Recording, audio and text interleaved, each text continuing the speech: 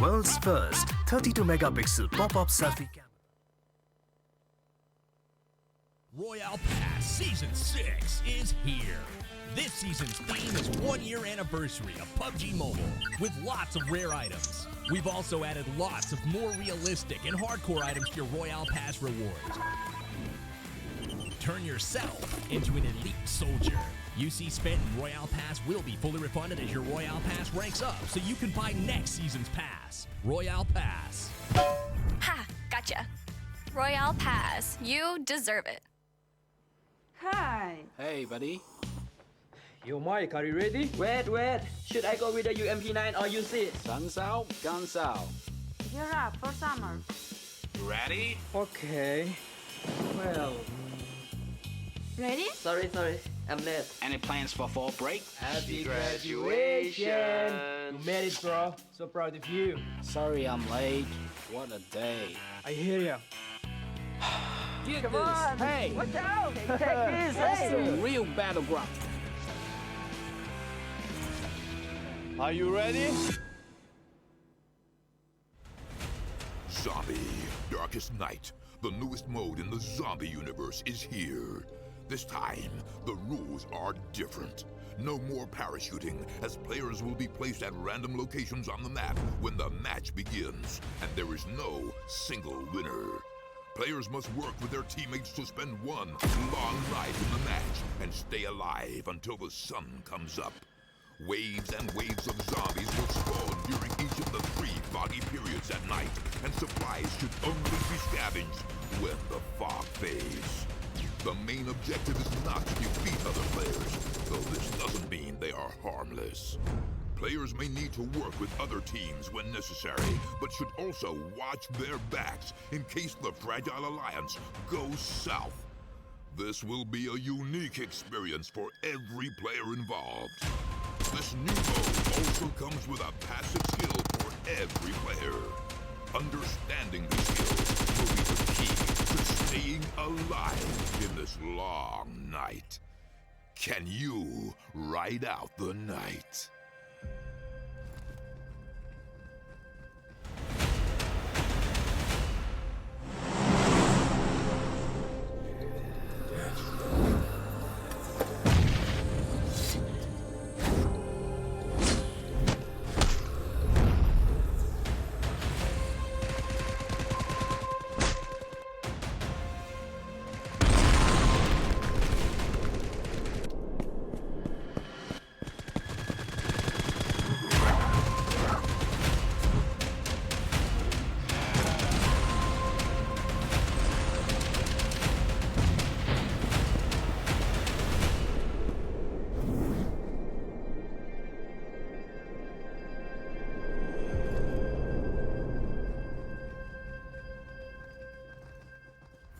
play PUBG Mobile? Maybe you never run out of stamina. Maybe you're always aware of your surroundings.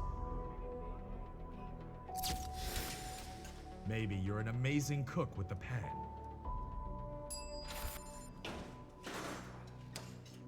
Maybe you're a great driver. But as soon as you hear the sound of an airplane,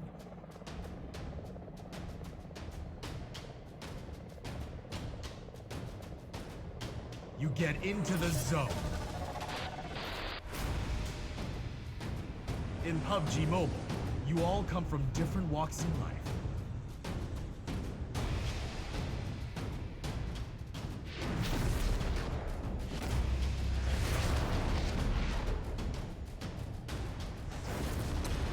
But you face the same dangers on the battleground.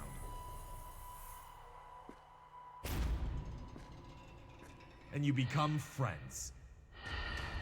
You work together to overcome the obstacles. This is PUBG Mobile. There's a number one in all of us. Welcome to the PUBG Mobile first anniversary party.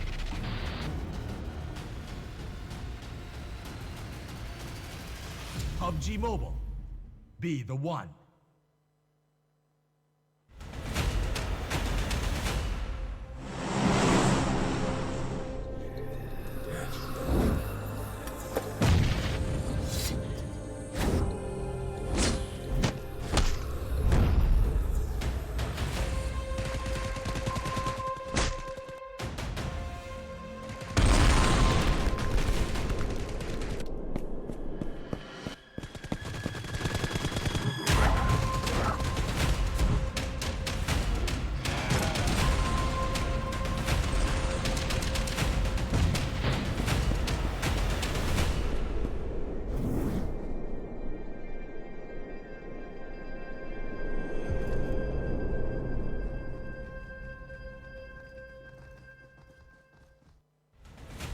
Zombie, Darkest Night, the newest mode in the zombie universe, is here. This time, the rules are different. No more parachuting, as players will be placed at random locations on the map when the match begins, and there is no single winner.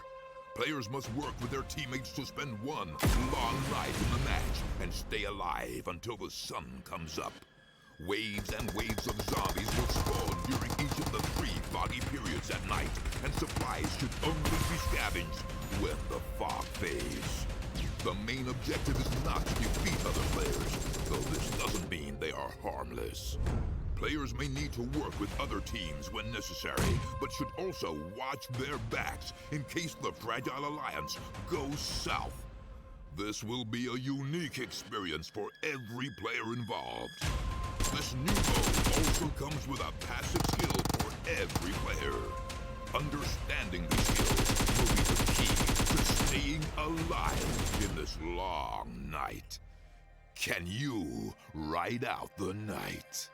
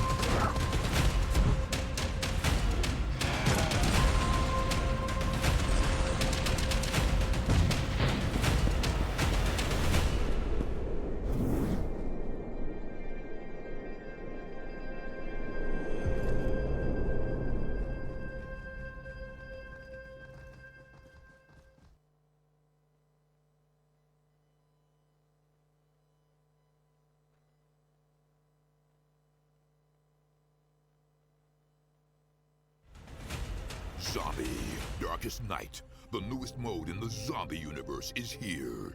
This time, the rules are different. No more parachuting, as players will be placed at random locations on the map when the match begins, and there is no single winner. Players must work with their teammates to spend one long night in the match and stay alive until the sun comes up. Waves and waves of zombies will spawn during each of the 3 foggy periods at night, and supplies should only be scavenged when the fog fades. The main objective is not to defeat other players, though this doesn't mean they are harmless. Players may need to work with other teams when necessary, but should also watch their backs in case the Fragile Alliance goes south. This will be a unique experience for every player involved. This new mode also comes with a passive skill for every player. Understanding the skill will be the key to staying alive in this long night. Can you ride out the night?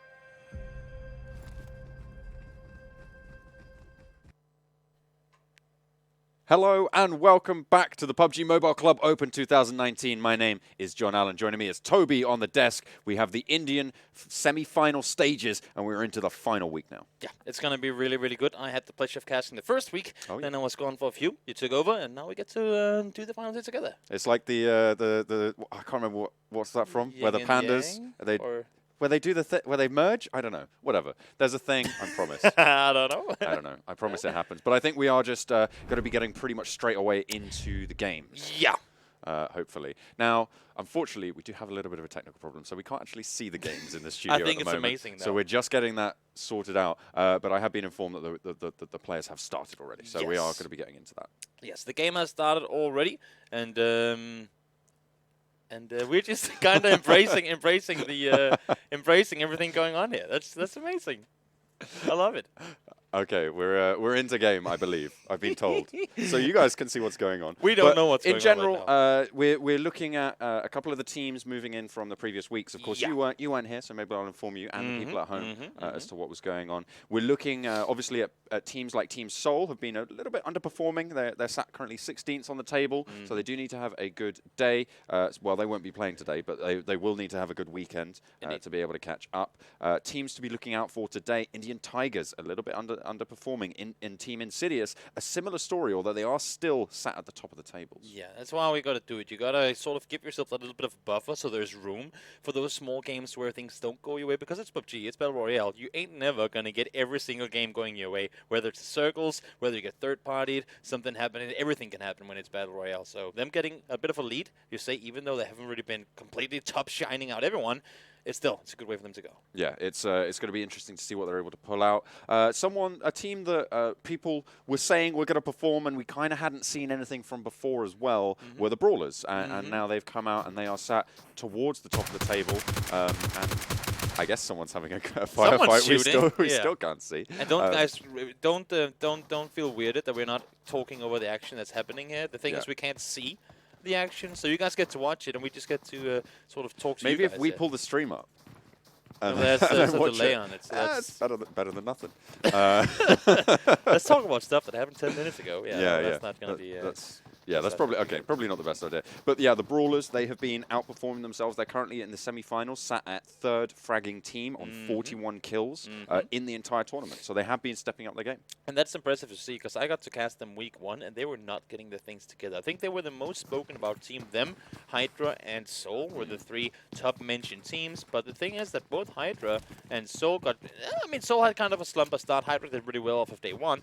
But Brawl, they were the team that everyone in the chat were like, guys, do not rest on them. Do not go out here and say they're not doing well. Sure, they aren't right now, but they'll come back. And, well, I mean, them sitting in 3rd place proves it. Well, yeah, so the Team Seoul as well, they're doing 4th fragging at the moment, with 39 kills. Actually, they have the top fragger on their team as well, Awace, with 19. Yeah, he's so a beast.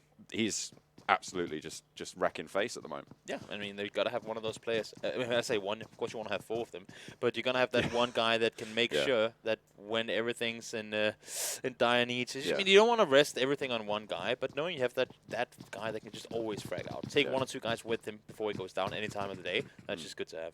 Yeah, of course, you guys can see it. Probably the first map, of course, being Vikendi today. We're going to be moving on to Miramar after that, and then after that, we've got our traditional double serving of Erangel. Or Erangel, as I've been told to say. Yeah, well, I guess I've been trying to talk a lot about pronunciation in the PUBG sort of aspect of things, and I've only been getting backlash on it. So I'm just gonna say, you know what, you do you, and then you can call it Erangel if you want to. I don't know if that's the way to go. You can do whatever you want. Yeah, this is the thing. I feel like people put too much emphasis on it, right? Like I say Erangel, or I normally say Erangel. That's what I've said when I started out, and then I've been told no, it's a wrangle. It's a wrangle. Yeah. Yeah, I say Erangel. I've got in trouble. I say Erangel. Okay, I think we're going to stick with that. Yeah, but let's do that. I guarantee I'll slip up at some point.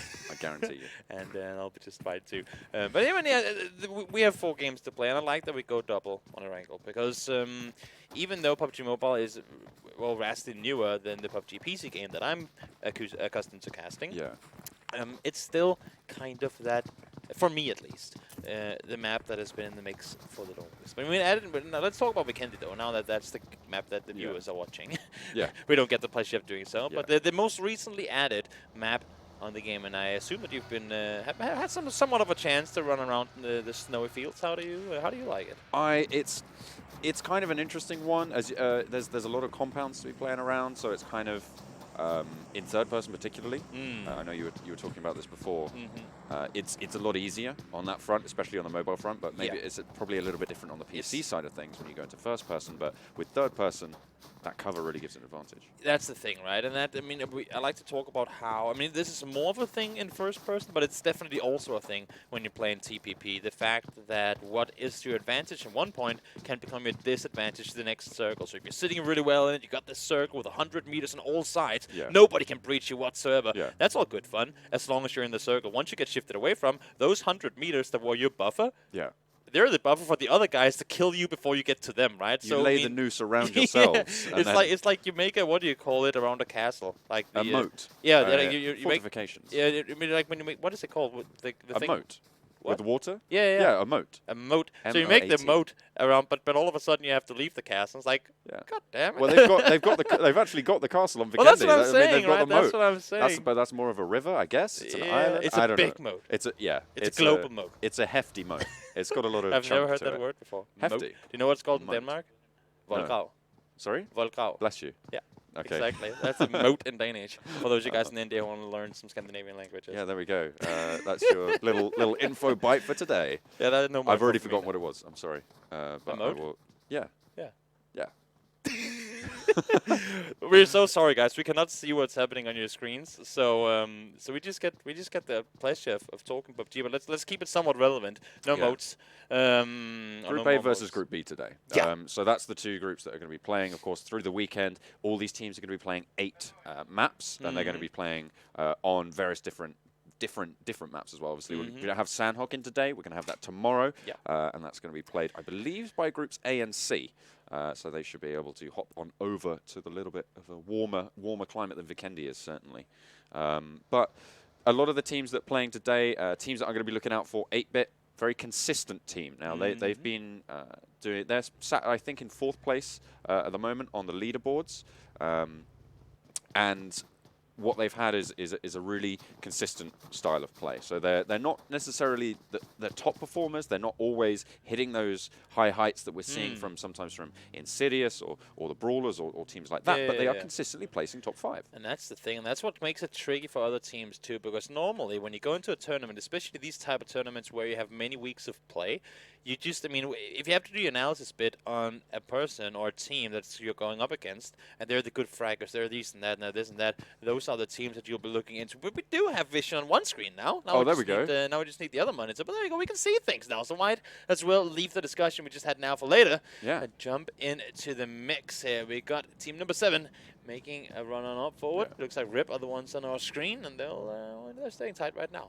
Yeah, and it would be good to get an overview of the map, I think, mainly for our benefit at this stage. Yeah. Just to sort of update ourselves on what's going on. Of course, you can see 63 players alive, 16 teams. No one's really taken too much of a hit so far, so it should be just fine for everyone to keep moving. Of course, we're only in phase 2 at this stage, so no one's really going to get pushed too hard. And now the only thing, because we can see our screens right here, right? RIP, they're sitting pretty well in it, but the only thing that I've been somewhat criticizing some of these guys for is not to get the amount of info they have access to when they have the chance. Because if you sit around in that building for much longer without trying to see what's in the next building, what's around the corner, that might just be you missing out on crucial information. If you just hug those walls and sit tight in the corner and you get shifted away from, you don't know what you're up against. Of course, you got a lot of contestation going on in the center. I think GODL might have actually just got eliminated there. I think they might have just gone down. GODL, very lackluster team so far. They only have 35 points over 8 matches, so they're really not performing here in the semifinals. I'm not too surprised to see Orb over in the north of the map at the moment. They generally try to drop Cosmodrome. That's sort of their thing that they do. And so moving over, I'm not surprised to see them. So yeah, you can see GODL going out first there. Yeah, not the best start for them. They tried to breach a compound, and I mean, honestly, kudos to them for trying to do it. I saw a lot of very, very patient play, and actually too much. We had a lot of, in the first week at least, a lot of teams died to the blue. And that's, I mean, one thing is if you get shot and you get pressured out into the blue and die because of it, sure, that's one thing. But in this case, it was more of them just sort of hiding in corners and nothing happened to it. Indian Tigers taking a little bit of fire from Pain Retribution, and there's a crash going on from HYDRA as well. I don't think they want any part of that. You can see Dryger just rolling on out of there. Thinks better of it. Made the roll, and I was like, oh, never mind, we're going the other way. Too many bullets coming in our direction, and that's the thing. If you're a guy shooting as well, if you're up against a team in HYDRA, sure, they don't know that it's them because they didn't get any knocks or anything on it. But, I mean, if there's one team that you want to take out without them having a chance to shoot back at you, because more often than not, if you're 4v4 with HYDRA, they'll be, I mean, very often at least they'll come out on top of that one, right? So if you get to take them out completely for free like that, that would be good. So unfortunate for the guys shooting that it didn't go their way. Yeah, it's pretty tricky to make those breaches as well. As we were talking about on Vikendi specifically, the cover favors the defenders so heavily. So you need to be really tight with those pushes coming through. Most importantly, I mean, one of the main reasons being that for the majority of compounds, they have that broken wall around it, like the fence, the metal fence, or the what do you call it, the stone fence around the compounds wall. That's a word as well. Yeah. Around the compound. The stone moat. Stone moat. But no, the thing about that is, for example, when you go to Erangel and when you go to Miramar, a lot of the compounds, they have either the breakable walls that you can actually get that vehicle all the way into the building and then just immediately jump through a window or vault in. I mean, run in the door, whatever you want. But here, more often than not, even though you try to breach a building, you're still caught out by the wall, and 1 or 2 nades on the backside of that wall, and that's just going to get you down so early. Both of these teams in a bit of a standoff. There's no real rush on these guys. Not at all. There's no reason for them to be leaving those compounds. They just need to make sure they're pinned down so they can't, so the other team can't push them or rotate away from that. But at this stage, it's just a standoff, not too much more excitement. Should be going on between these two. And even if one of the teams do get a knock, I would be very surprised to see any of them kind of go aggressive on it. I mean, because they're so far away, the rest should be able to come in. Even if they do take vehicles and drive on over, they'll still be 4 up again by the time they get over there. And the thing is with HYDRA, in such close proximity, you can see them just on the top right of the minimap there. Whoever makes that push as well is going to be at such a risk of getting third parties. Exactly. So there's zero reason to go for it, and there's reasons to not go for it. So see how that one goes. MK14 going to be the drop, gifted to HYDRA potentially. Beast of a weapon, and put it in the hand of guys that are very capable of shooting too. That's going to make them even more dangerous. New circle has pumped. It's gone a little north. It's very, very large still, so plenty of room to play around for the most people. I think it's only some of the CS guys on the southwestern side that aren't just in yet, but they'll be in just a short moment's time. Yeah, they're coming soon. Lot should just be able to roll on through. They were really very strong in group stages, but now they're coming into semifinals. They have again dropped off just a little bit. It seems like a lot of teams are becoming more familiar with the territory, with these Erangel maps, I guess, is what you could say. And that's the thing as well. The stronger you are in the early stages, the more other teams will look to either copy what you're doing or try and counter it. And if you're a team that has been excelling in the group stages, just doing one strategy and one strategy alone, and all of a sudden that one thing gets taken away from you, you're like a chef without recipes. It's like, what do we do here? I have all the ingredients, I have the weapons, I have the skill set, I just do not know what to do with it. And that can be really tough for some teams. Yeah, just throw it in a pan, see what burns. Yeah, exactly. I mean, seems to be the way they're going. But you saw the tournament leaders over on the top of the hill there, TeamINSIDIOUS, of course, a team to keep your eyes on. They had a bit of a lackluster performance on their previous day just gone. That was day 2 of the first week of semifinals. So they're going to be looking for a little bit more of a redemption. Though not pain redemption. They might like to get those kills, but... Also like to see that Evil has a player called Gemty. It could be a very, very strange coincidence, but it's one of the most famous European PC PUBG players, and I just love. I mean, that's the thing. We're kind of bridging the gap, you know, between the console, like the mobile, and the PC gamers here. Yeah, it's nice to see. Maybe there is unity to be had. Yeah, exactly. It's one day. All peace and love, except for when you drop onto the map, and then it's all. Oh, then it's all war. Then it's all war. Full war. But after that, it's drinks all they're around. Good friends. Yeah, exactly. They're good friends. And the fun thing about this is that I actually came to think of it because we are in Kiev currently casting here, and they have a StarCraft tournament going on. And that's just one-on-one, right? 1v1. Yeah. And this is like 16 teams on the same map. So many people get to, like, after every game when it is on LAN, sit, talk together, and everything. It's just such a nice atmosphere. There's a lot of fun that can be had. Of course, the regional finals, I believe, will actually be a LAN event for the Indian region, so they'll all be able to hang out and have a good time, which would be nice. These guys still sitting tight in their compounds. They are inside the circle, so they aren't exactly in a hurry to go anywhere. But at the same time, as I said earlier, you might want to look into, okay, so should the circle go west? Where can we go? Does it go east? Where do we go? If it goes to us, do we stay here? Do we go for something that's even better? You got to always make these plans beforehand, because you don't have time to do it once the circle pops. No, not at all. But this is something as well that can be highlighted with the style of play that you see on Vikendi, much more based around those compounds and around this cover. Playing the edge of the circle actually gains a lot of value because you're using that circle as a backstop cover, and you can start to move forwards, and you don't have to worry about constantly moving forwards. You're always the aggressor. You're always going to be on that third-party front. And the thing about this is as well, I mean, third-party becomes a huge factor. It's just so much more easy to be passive in third-party. When you play first-person and you have to peek that window, you gotta leave yourself exposed in order to get the information here. They can hide behind the walls, they can prone down like we saw right there. Not really any threats for them in regards of getting the info they want. So you can play a little more close proximity because you might not be able to see the opponents either. You can be looking at a compound for 10 minutes, nobody moving around, like, okay, that's gotta be free, right? But if all of them are proning in the exact same way that you are, then there's no way of telling whether the compound is taken or not. Yeah.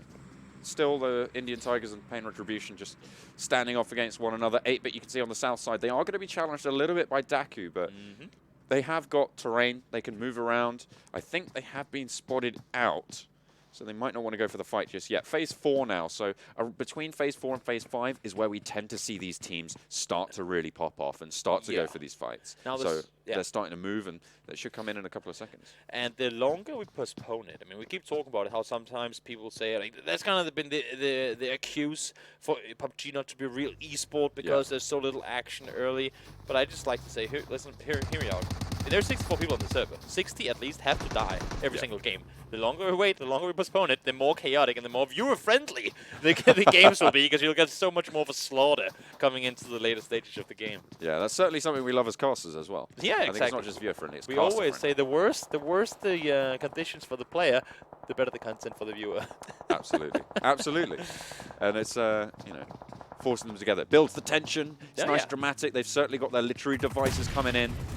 But are they going to be able to spell the doom of their opposing teams? That's really the question that remains. It looks like GodsReign get a nade over onto ZFX. Viru going down. Good one, right on the money. No counterplay to it whatsoever. Now they have to figure if they want to commit to the rest here or not. They got King resting, they got Demon King on the roof outside, and you can see he has all the info in the world. So not only can he start shooting once they do push, but he can also give that info to the teammates that are currently in the building. Next circle popped a little bit of a southern shift so everyone is going to have to make that downward turn. The Coming Soon lot as well, who did have to go up north, they've now got to push all the way through, so they've been ping-ponged up and down. Team Insidious, I believe, were pretty central, HYDRA as well, so they should be okay. Yeah. As these two teams continue to just poke back at one another, but again, no one really wants to leave these compounds. No one wants to make that aggressive play because placement is where it's at here in the PUBG Mobile Club Open. And I like the fact that God disengaged on this one because they were fighting for dead space, as I like to call it. It's a compound that's outside the circle. What did they really gain from trying to take this fight here? Do they really get anything out of forcing a fight, potentially losing players, and still not have a spot inside the circle? No, they don't. So get that move on, get around them, make a big swoop around, try and see if you can find a spot for yourself further inside so you got 4 guys up for those next fights to come. Just scouting up the hillside. The eastern side pretty bare for Evil Big Fellas. They've got a nice little cliffside to be able to play around here, so they can push up pretty freely. There's a nice cover in front of them. Orb, you can see down there as well. Insidious at the moment, Kings of the Hill. See how long that lasts, but HYDRA starting to clash on out as well.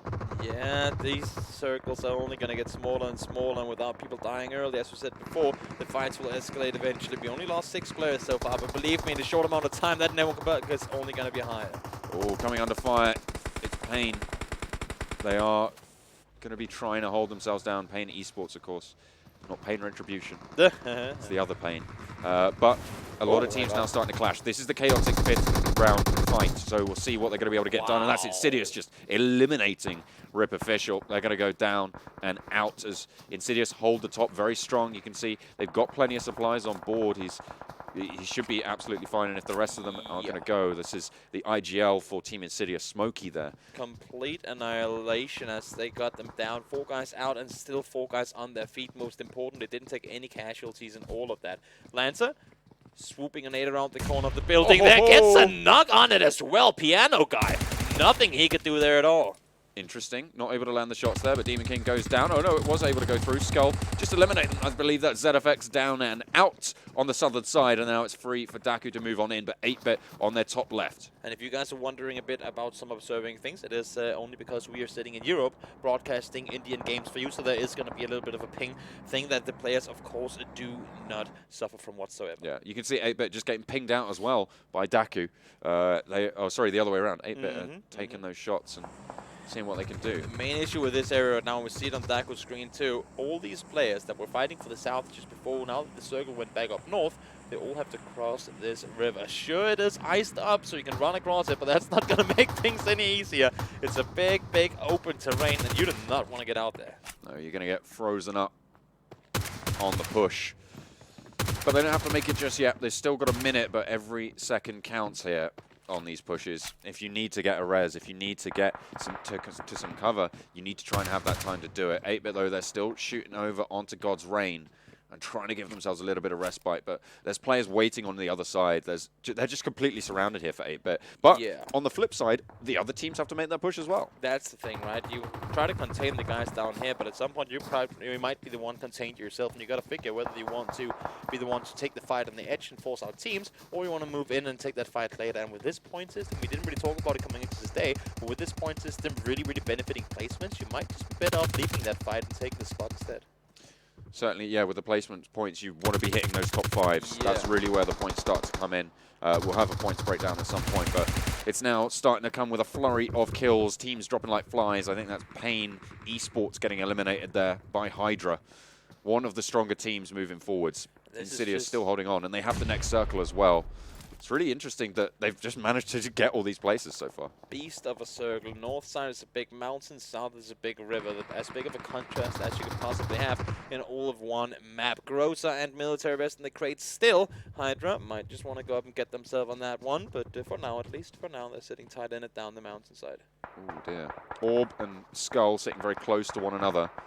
And they've got as well SWAT in this set of buildings. It's just so difficult to move around at this stage because everyone's starting to cross, no one wants to go out, and this is only going to do what you were talking about earlier, Toby, with that chaotic push, because eventually they are going to have to leave those buildings, and eventually they're going to see each other. Yeah, they will need to make that move off eventually. We saw the circle had shifted further north, went all the way up towards the mountainside once more, so not only do the guys have to cross the water downtown, now they also have a city to run through. It's only going to get more chaotic from here on out. 34 still alive too. And that's the thing as well, with all of these teams grouping up around the south, HYDRA and Insidious just have a free circle. They don't have to do anything to move up in those placements. Not at all. They could just sit tight and let the other guys fight it out on the southern side. The thing is right here, as you can see with these guys trying to slowly make them move on forward, you're forced to take really big care of the circle here. It's phase 6, it starts chunking you really hard at this point. Indian Tigers pinchered between DAKU. Oh no, that's Pain Retribution, sorry. And didn't quite catch their names, but oh, there we go, coming soon. So they're going to be there. The next circle popping as well, a little bit of a northern shift. Everybody has to leave these buildings. The question is who's going to go first? Orb seem to be wanting to make this break. They've already laid down the smoke. They crossed the broken wall, and SKUL don't really have anything to stop them with. So you can see SWAT already preoccupying their time. Orb, though, they might just be able to find something. As Silverson jumps out the window into open ground, might even be able to use that smoke that the enemies laid down earlier. Nice little do-si-do. King stayed behind. I'm not sure exactly what the idea behind that was, because it seemed like they were all kind of fully committed to that push across when they threw the smokes out for cover. But as you can see, he's still sitting in that backside building, just maybe trying to get anything of what's coming out of the SKUL and SWAT fight on the south side. Insidious actually clashing with HYDRA for position in the circle at the moment, as these teams in the south do push on in. Of course, in the same building, they have to wait around the stairs, nades being thrown up and down, but 30 seconds left, and this circle's going to push them, and it will not tickle lightly. Yeah, wow, they're just not getting anything as far as the big old circle. RNG going their way, it's going further up the mountain, and now we have more fights escalated. Pain Retribution are going to be trading blow for blow with Indian Tigers as the push comes out from SKUL and SWAT as well. Looks like SKUL able to come out on top so far. They're going to get it done. Indian Tigers under pressure as well across the way, as this is the time where everyone needs to make the move. You can see Indian Tigers able to survive, able to win it out, and they hold in their compound. Now they have to push on towards HYDRA. Yeah, so many fights happening at the same time. The kill feed can't even keep track of what's going on here. Everyone's just fighting left, right, and all over the place. We still have teams on the southern side, and this is the bottleneck that we've been talking about before. You have so much room to work with early game, but once all these teams start making their way into that next circle, the bottleneck is only gonna get thinner. I'm expecting that number 7 to drop down to a number 4 pretty quickly at this stage. Like that, yeah. So we'll see who's going to be able to get out. Orb under a lot of pressure. They're fighting away with SKUL, looking for more, but that just about clinches it out. That's SKUL taking position over Orb. They will go down. And now coming soon are going to crash into SKUL, seeing what they can get done. They have SWAT on their backs as well. Will get eliminated there. So SKUL are going to go out and just everybody's falling down. Sorry, no, SKUL is still in it. And that's what I was going to say. I mean, SKUL has been fighting pretty much 6 or 7 teams on the south side at this point, and they're still alive. Not sure how Jonathan managed to make his way out of that city. They should have quite a few kills with them in all of this, and now we got more fights once again escalating. We told you it was going to get chaotic eventually, and it just happened right there. We're down to 13 players in the matter of just a couple of seconds. Indian Tigers get wiped on out. Now it's just HYDRA, Insidious. I believe that's coming soon, and SKUL on that south side with Jonathan, the wild card player here. Insidious have control of the compound, but the circle is going to move to them as well. This is the situation you were talking about earlier, Toby. Not only do they get the circle late game, but they're also sitting at bang center on a compound. Look at the fortification that they have here. They have the perfect position to play from. And the thing for Insidious is they haven't really been fighting that much. They have 9 kills, but that's mainly been people they've been taking out from afar. So their Kevlar, their helmet's still up, they got meds, they got all the utility they need, and they're in for a really, really good late game. That's the thing as well. If you go for those fights, you are just going to deplete those resources. And PUBG Mobile as well, is a very resource-intensive game. It is. See what they're able to get done, but Mazik does get knocked down. Insidious can't quite hold it there. Cartoons gets knocked as well as HYDRA. They're dynamic, they're bold, and they make the push. Joker able to get the frags. They realize they bought into this compound and they want a piece of it, but it ain't going to come free and it ain't going to come easy at all either. 2 going down, Smokey. He's able to get it done. The IGL frags when it counts. Bishba, last standing for HYDRA, will get the res off onto Draga. Question is, what more can they get? Insidious just taking the break as well as Omen makes this rotation now.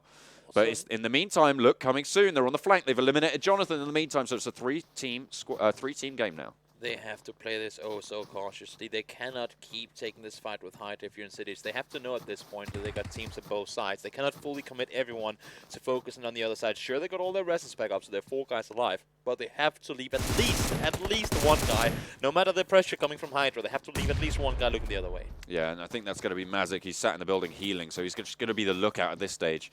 The rotations can come through. They'll know something's up now. The smokes are getting popped. Question is, are they going to be able to hold this compound forever against 2 teams? I mean, technically they know forever. It's inside the circle, so they don't have to go anywhere. The only thing is, with the pressure constantly being put on both sides, but you can see here as well, I mean, all that coming soon has for cover smokes. That's all they have to work around. HYDRA still have the little hut over there on the other side. But, I mean, they got to somehow, unpurposely, coordinate the best timed attack from both sides in order to take down Insidious. Because if they allow them to take a full-on fight with one, reset, take the fight on the other side, that would be a huge misplay from whoever gets the chance to third party. Exactly, and you're looking, you've got 4 players alive for Insidious. They are so strong. They have 11 kills already. Yeah. You're looking at 3 for HYDRA and 3 for coming soon. So no matter what, there's a disadvantage unless these two teams team up.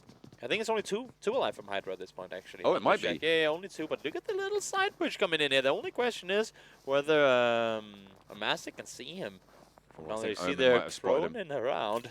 Oh, they know. Oh, this is a very small angle. Oh, he gets spotted out. They One get spotted down. out. Yeah, that's going to be DY9 actually starting to make the push, but Existence is going to get confirmed. Now 2 players for coming soon. They make the push up to the wall, and Omen is down. Yep. 1 player went down. That's the second not coming in for him too, so that's going to be him bleeding out fast. You can see that they want to finish him off, but ain't going to come easy. Where's HYDRA on this? They have a chance to interfere with the chaos that's currently at hand, but they're not taking the chance here. HYDRA, they lose a player to the play zone there. That's just not excusable at this point, honestly. You're sitting so well in it. The difference in these placement points is so big, and you're taking way too much damage off of this. They're starting to go for the heal off. Of course, the zone is closing. Who's going to be able to stand tall? I think that's Insidious, able to clinch it out. They had the compound the whole time, and they have a whole boatload of kills as well. HYDRA not able to heal out the zone, and they will place 3rd, but still a decent showing. I mean, I can respect the fact they didn't want to go aggressive on it. You know the value of the placement points, but when the circle is actually damaging you, you gotta start moving.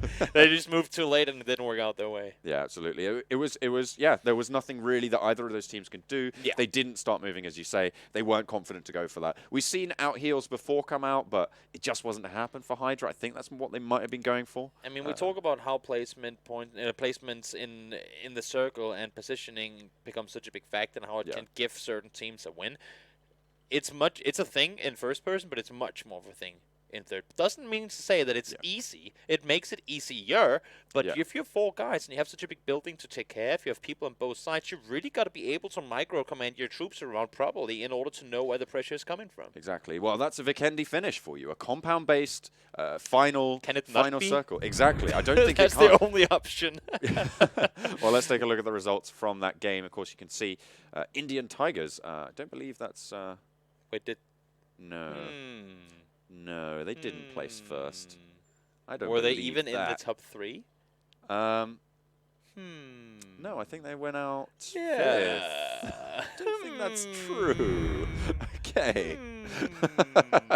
We'll just fastly scroll through this one, and then we'll talk about the game itself instead. Yeah, absolutely. We keep talking about the compounds. There are a buttload of them on Vikendi. Very unique to anywhere else. I mean, sure, you got compounds on all the maps. There's just so many of them, and even if you don't have cover, you still have cover in hay bales, broken walls, bushes, trees, you name it. And it's just, that's just what that map is. And again, I mean, Indian Tigers, I think they mean to say... I think that might mean to be Insidious. Soon, because we didn't see them at all in the list here. They had 12 kills, I believe, coming soon. Did they? In this game, yeah. 13, actually. Okay. I think HYDRA's stats might be right. I'm just very confused, because it's definitely not Indian Tigers. Yeah, that's a little bit of miscommunication to the viewers, but that's fine. We'll get it all sorted. I mean, that's the good thing about working here with the Starlight guys, with the PUBG and Tencent people. They're very, very punctual in making triple, quadruple checking sure that everything is that it's supposed to be before anything gets determined. Yeah, well, of course, if you want to check out the standings, the results, and everything, you can see on the website clubopen.pubgmobile.com, and you can just check it all out there. I think they've just added player-specific stats as well, so you can see who's top fragging at the tournament. It's a waste, by the way, from Team Seoul, not playing today, but he is there. 19 kills over the tournament, actually joint first with Cartoons from Team Insidious. Huh, there you go.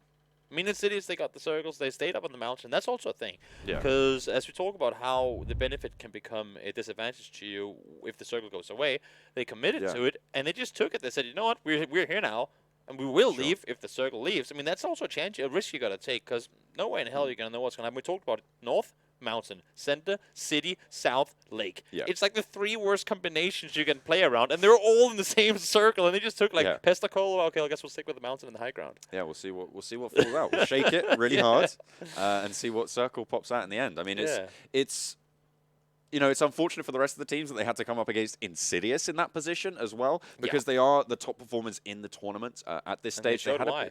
Yeah, they exactly did. I mean, they knew exactly what they were doing. They had that lookout on the backside that you were talking about as well. They know how to hold those compounds, and that's actually something that we see in general from the Indian region, is that they favor compound-based play, even on Erangel, even on Sandhawk and things like that.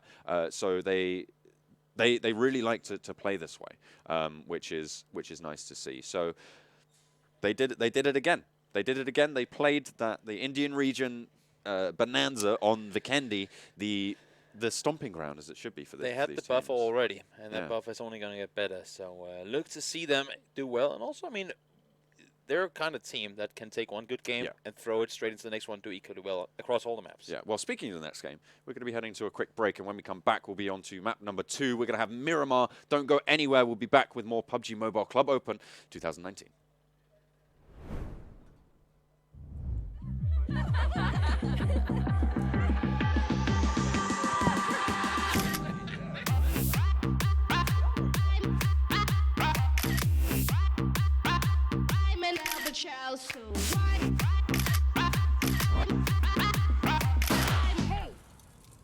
Where is everyone? Capture the night with triple rear camera, 48 million quad pixel sensor. 1 year ago today, PUBG Mobile went online in over 200 countries. On the 1 year anniversary of the game, we're here with you to witness the honor and the glory.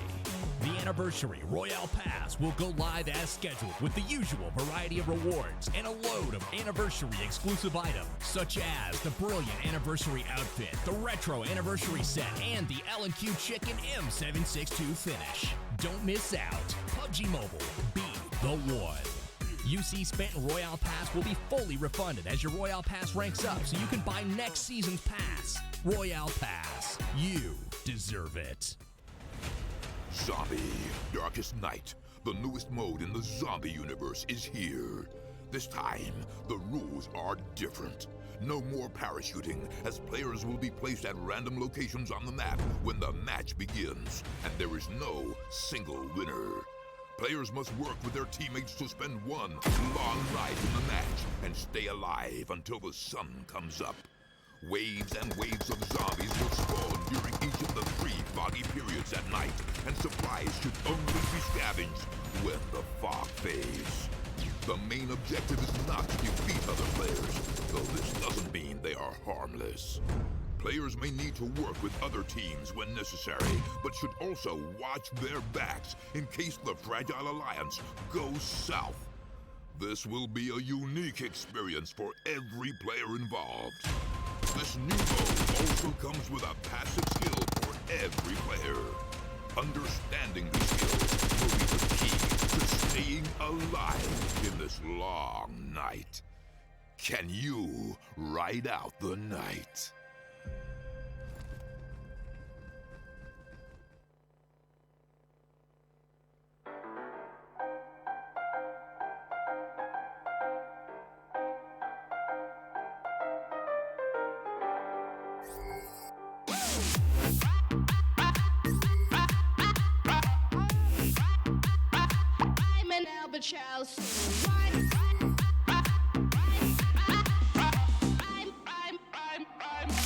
World's first 32 megapixel pop-up selfie camera, Vivo V15, V15 Pro.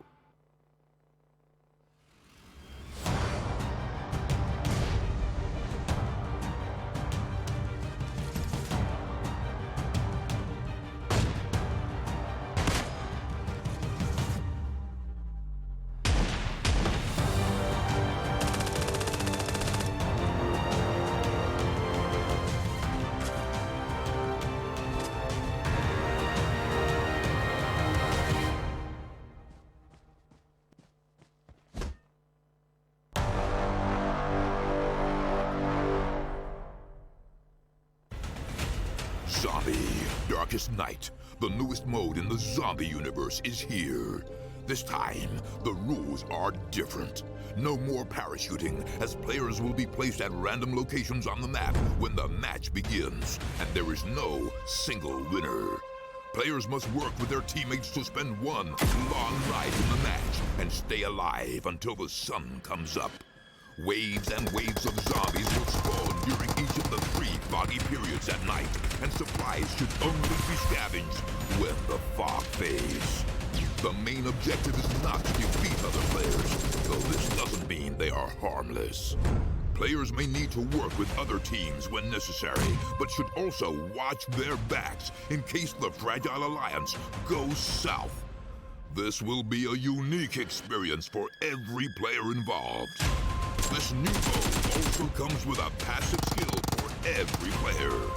Understanding these skills will be the key to staying alive in this long night. Can you ride out the night?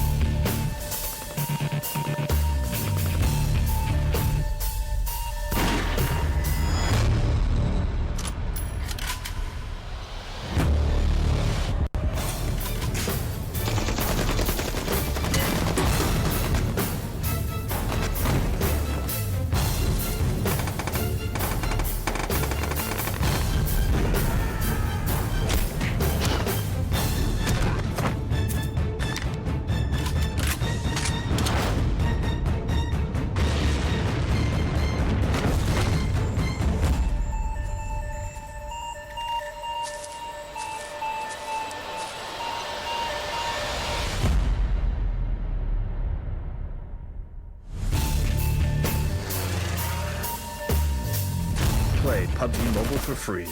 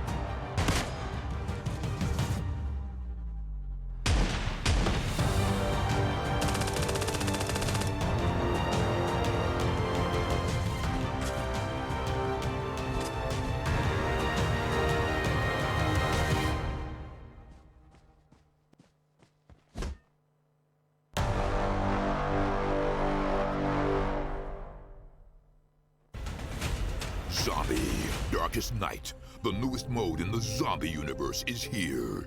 This time, the rules are different. No more parachuting, as players will be placed at random locations on the map when the match begins, and there is no single winner. Players must work with their teammates to spend one long night in the match and stay alive until the sun comes up. Waves and waves of zombies will spawn during each of the 3 foggy periods at night, and supplies should only be scavenged when the fog fades.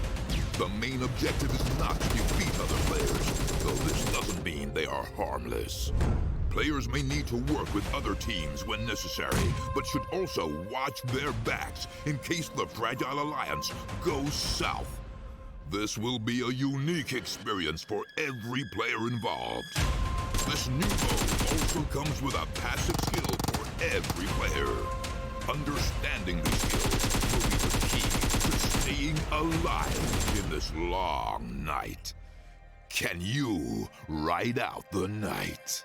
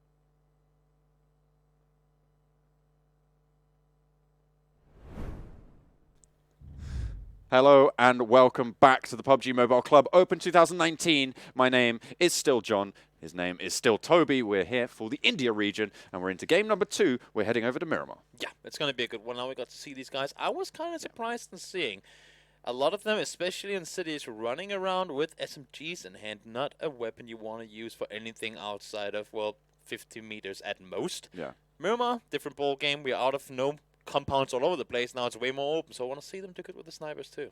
Yeah, as well. A lot of teams have been starting to pick up their feet on this terrain. A lot of teams have been starting to make it happen. And if you, it's been nice to see how this terrain adaptation has come through because they've been looking at other regions there. Indeed, they have. Indeed, they have. Yeah. Yeah. I'll tell you what. I know what you're thinking about. I know what you're thinking about. I know what you're thinking about because I'm thinking about it too. But of course, we do have the official mobile smartphone of the PUBG Mobile Club Open 2019. Of course, it's unlocked with a touch of a finger on the screen, and of course, you can upload the front-facing. We shouldn't show you the camera. No, the front-facing camera on here pops out. Yeah. Can you see that? It does. Yeah. There you go. And there we go. If we get a nice little selfie, pull a wacky face, Toby. Wacky face. That's me. I am a wacky face. Very wacky. Nice. Good angles there. But yeah, if you want to check out their technology, of course you can. That's Vivo, the official smartphone of the PUBG Mobile Club Open 2019. You can see their logos there and on the bottom of your screens down below. All over. Vivo. Oh, yeah. That's pretty hard to say fast. Is it? Vivo. Yeah, that's what I'm saying. You got a lot of vowels and not a lot of time. Exactly. So, nonetheless, we are heading over to Miramar in just a short moment. And now I talked about the snipers, but also rotations. I was both in the previous game and also have been. I heard the comments like, why is he always so negative? It's not negativity. It's just me trying to say, I know these guys are really, really good, But I'm the kind of guy that I'm never satisfied. Like you can always, even though you're winning tournaments left, right, and all over the place, you can always win them better. And one thing to me is that when teams just sit and hide in corners without scouting anything for the next circles to come, they could get completely shifted away from and have no idea how to go there. And they have to figure it out once the circle is already closing and everyone else has already made that move. They'll be late to it. Here on Miramar, you got plenty of vision all over the place. So when you do secure that compound in the spot that you're kind of satisfied with, even though you have that spot and church inside the circle, you never know if it's going to be in the next one. Start looking around. That's the thing as well, because essentially you're playing by rolling the dice. Yeah. You're playing on probabilities and things that may or may not happen. If you send a scout out, so okay, let me give you a little bit of like, for instance, say you have a 60% chance of winning it if you just stick around and then go to the next place. So you have a 60% chance of making it. Then you head over. Instead, you send a scout out. You lose them. But then you have a 60%. But then you have a 60% chance of moving further forwards anyway. Yeah. Because you know the rotations you can take. Exactly. It's a similar thing, and you can possibly get away with more. And now we argue that it is harder to scout forward when you're playing in third person than when you're playing first person, because people can lure you into traps a little easier with them hiding around corner and still getting info on what's happening outside. But just from the overall aspect of things, I mean, they're trying to be a little more greedy, I guess you can say, in the sense that don't just settle for what you're given. Go take stuff that you ain't. Well, over onto Miramar now. Of course, you can see the playing path nice and central. Straight down over Los Leones. SWAT heading over to Campo Militar. They're pretty straightforward. I mean, they're the one team that to go out early. They won't have the info on where everyone else went, but they'll have plenty of room to get looted up, and that's what you get for going out early. I mean, you get to land on the ground. You probably pick up your first weapon by the time that the last team jump out of the plane. So they'll have plenty of time to loot no matter where the circle goes. Should be able to get themselves a good rotation too. I'm interested to see where 8-Bit go here. They have been known to drop quite hot. They are pachinki boys at heart. So we'll see where they're going to try and jump on out. Of course, Orb have contested them for those positions in the past. So have coming soon. So we'll have to see where they are this time around. I can't quite catch them on the map. Oh, there they are. They're down south, just now south near Los Leones. Yeah, pretty big city, and I mean, I think my record in Los Leones is seeing 5 teams loot there, without anyone fighting each other, and still all getting to rotate out alive. Well, that's the thing. It might even make sense here that happens, because we're in a tournament where placement points are super important. Important. They're very important. Oh yeah, absolutely. But the circle pops. It's a little bit northeast, but everybody's going to be fine. Just a little bit north of Los Leones, though. So that movement is going to cause a lot of teams to clash. So we might see some early conflict. We could see it. And also the fact that the big majority of this circle is one big field. It's not exactly going to make things a whole lot easier. I mean, it's gonna be some long rotations coming up for the majority of these guys. And well, I mean, that's what we're talking about just before. You gotta value. You gotta figure out what are we satisfied with. If we get the spot, are we going to just stop here, or are we going to continue to go further? What are we going to do in order to put ourselves in the best position to win, potentially? 8-Bit just holding across the side of the road. They've got Insidious to clash with as well. So 2 very strong teams here. And this is also kind of the issue with this area of the map. That's the reason that especially when you're leaving whatever city or place you've been looted, that you rarely ever want to go into a new one after. Because A, it's very hard to scout when you have buildings all around. You can only see so far. And B, we do know that people like snaking around. I mean, you gotta double, triple, and quadruple check every single building to make sure that a guy just doesn't pop out with a shotgun right behind you and get you killed off. I mean, you have to rotate together. It takes a lot of time to go through, and people just tend to say, you know, can't even be asked to do it. I'm just gonna rotate around it. Yeah, just go around. Why risk those fights? Because of course, the more fights you take, and the earlier on you take them, you lose so many resources. Like, maybe you get some kills, maybe you even get a squad wipe, but you lose so many meds, and that pressure is just going to come back to you in those later circles. Does Carry not have any items or Prince? Maybe not. Prince didn't start looting yet, and we're already 4 minutes into the game. He's got a backpack now. He's all right. I'm just thinking, what have you been doing for the first 4 minutes? He's going to chuck it over their heads and be like that. Maybe it was the Eastern Plain, somewhat, but I mean, they just went to Montenegro. Should have been able to get there quite a bit faster. It might have been a little bit of a connection issue. That could have been, of course. That might explain it away. It is technology after all. Absolutely. Yeah. Maybe if he'd have gotten better kit on board, wouldn't have happened. Got to be prepared. Gotta be prepared. 8-bit, they've started making their rotation on up north from the city, and HYDRA on your screens as well. They had such a dominant performance in the first week of the group stages, and I'm looking for them to get things going here as well. They got themselves a 3rd place last game, but they can do better.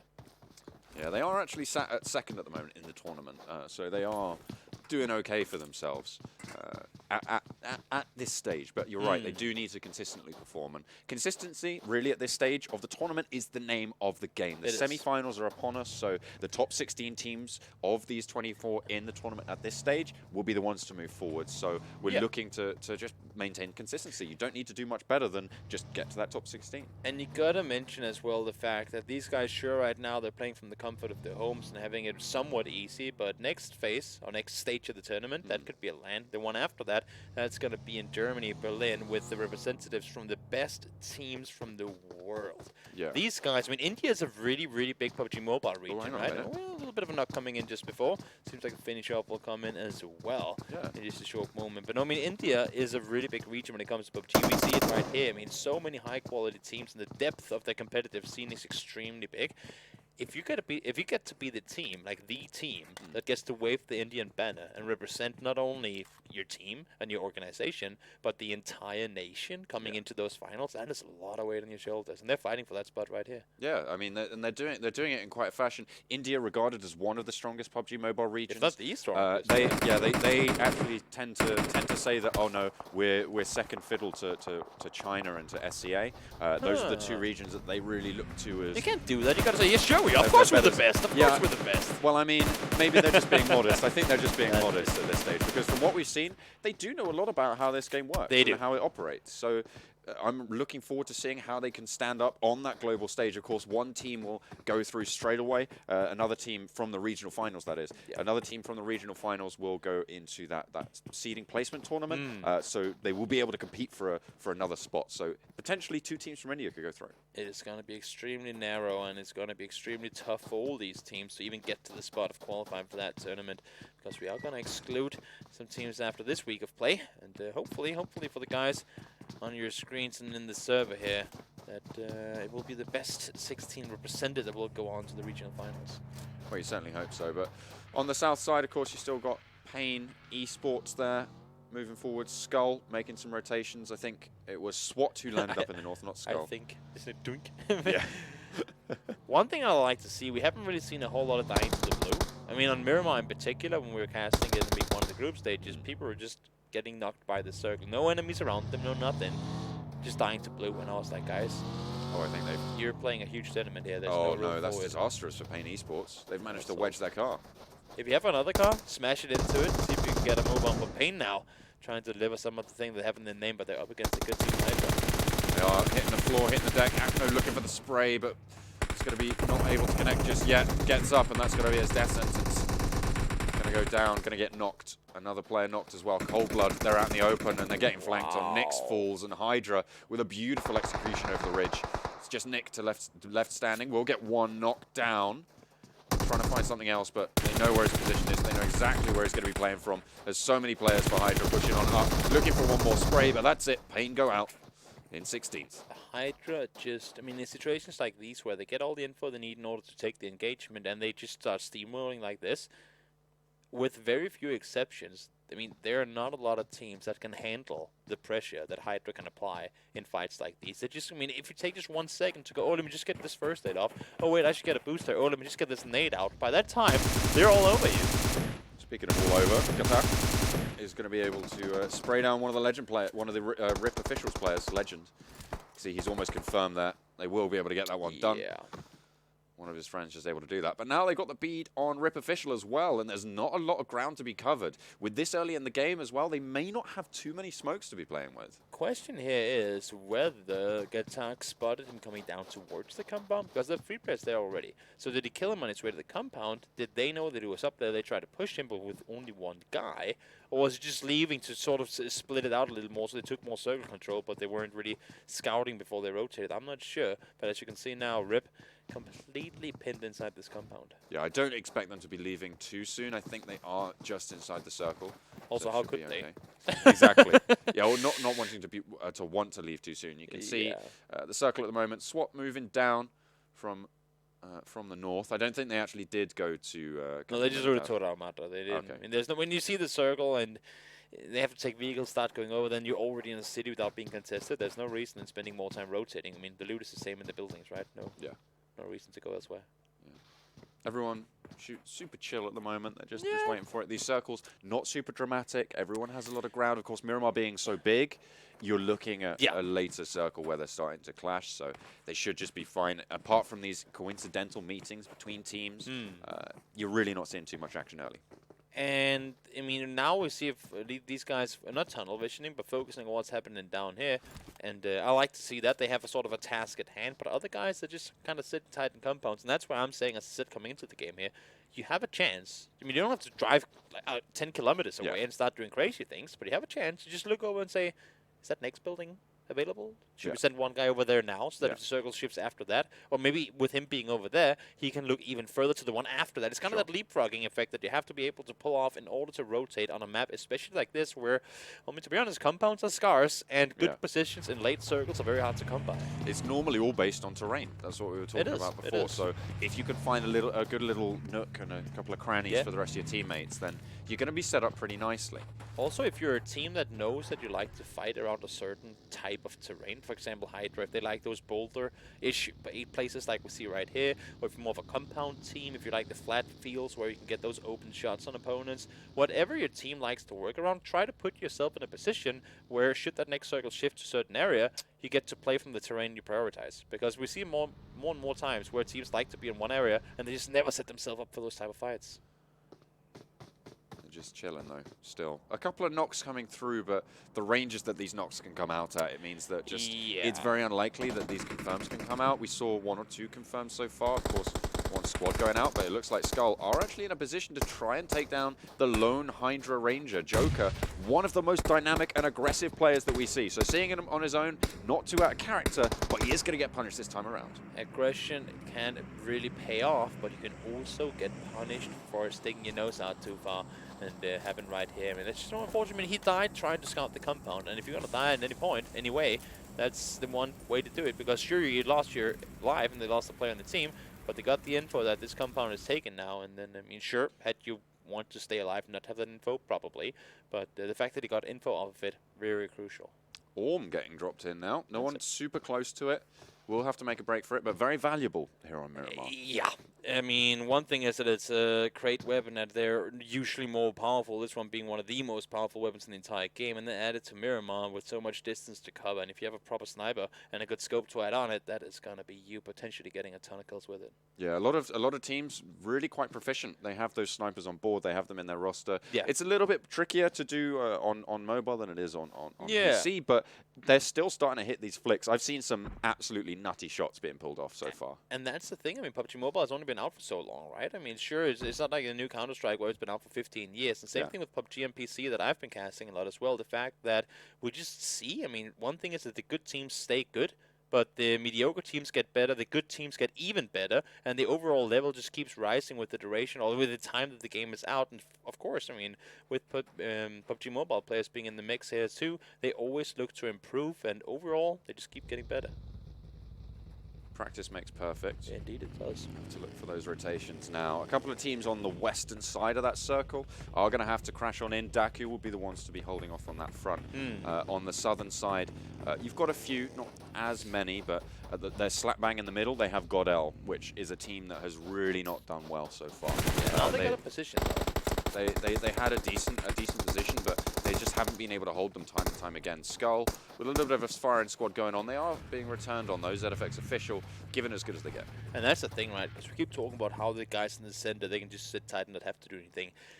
Teams do push up towards your compounds every now and again, and you got to figure out if you're in one of those priority spots. Because if you are, I mean, if you want to put yourself in a position where you say, let's go take the center position, then you also got to be in a position where you say, but we have to be ready to fight for it. And if your strong suit isn't the 4v4 engagements, then maybe you shouldn't be sitting in the center. Then maybe you should take your way to other sides. But God, now, speaking of the team, getting shots fired. Yeah. Evil big fellas trying to just rotate away. You can see they're in the convoy, but the shots are rattling off GodsReign, trying to take him to task. Not too many landing, so they're going to be okay. Not too many meds depleted as well, and that's really the crucial thing. The more tag damage you get onto the enemy team, the less they're going to have available later on in those circles, and that is really where it's starting to matter for these squads. And that's what I'm so surprised by. I don't think teams spend as much time looting. I should assume that they were, because you can see the health they have here. 3 bandages, 1 first aid. We saw a team with 8 bandages, 0 first aid, and 5 bandages, 0 first aids. Is it because there just aren't that many meds available? Or is it just because they don't prioritize having that take up space in your back as opposed to ammo, utility, these sort of things? Because these guys are playing on minimal hits. I would say that what we have here, nice shots coming from Tempest there, but 2 first aids, 10 bandages, that would be the minimum for a player. Like, that's what you gotta rest with. Yeah. And then everything above that is just good to have extra. Yeah, exactly. Well, I mean, this is where the teams will start to accrue more because they're taking on those fights and taking some shots now. Obviously, still about 2 phases away before the fury sets in, the blood descends, and the red mist clouds the vision of the players, and we get our chaos circle. So Tempest get the knock there, but don't want to over-aggress to get the finish off right off the bat.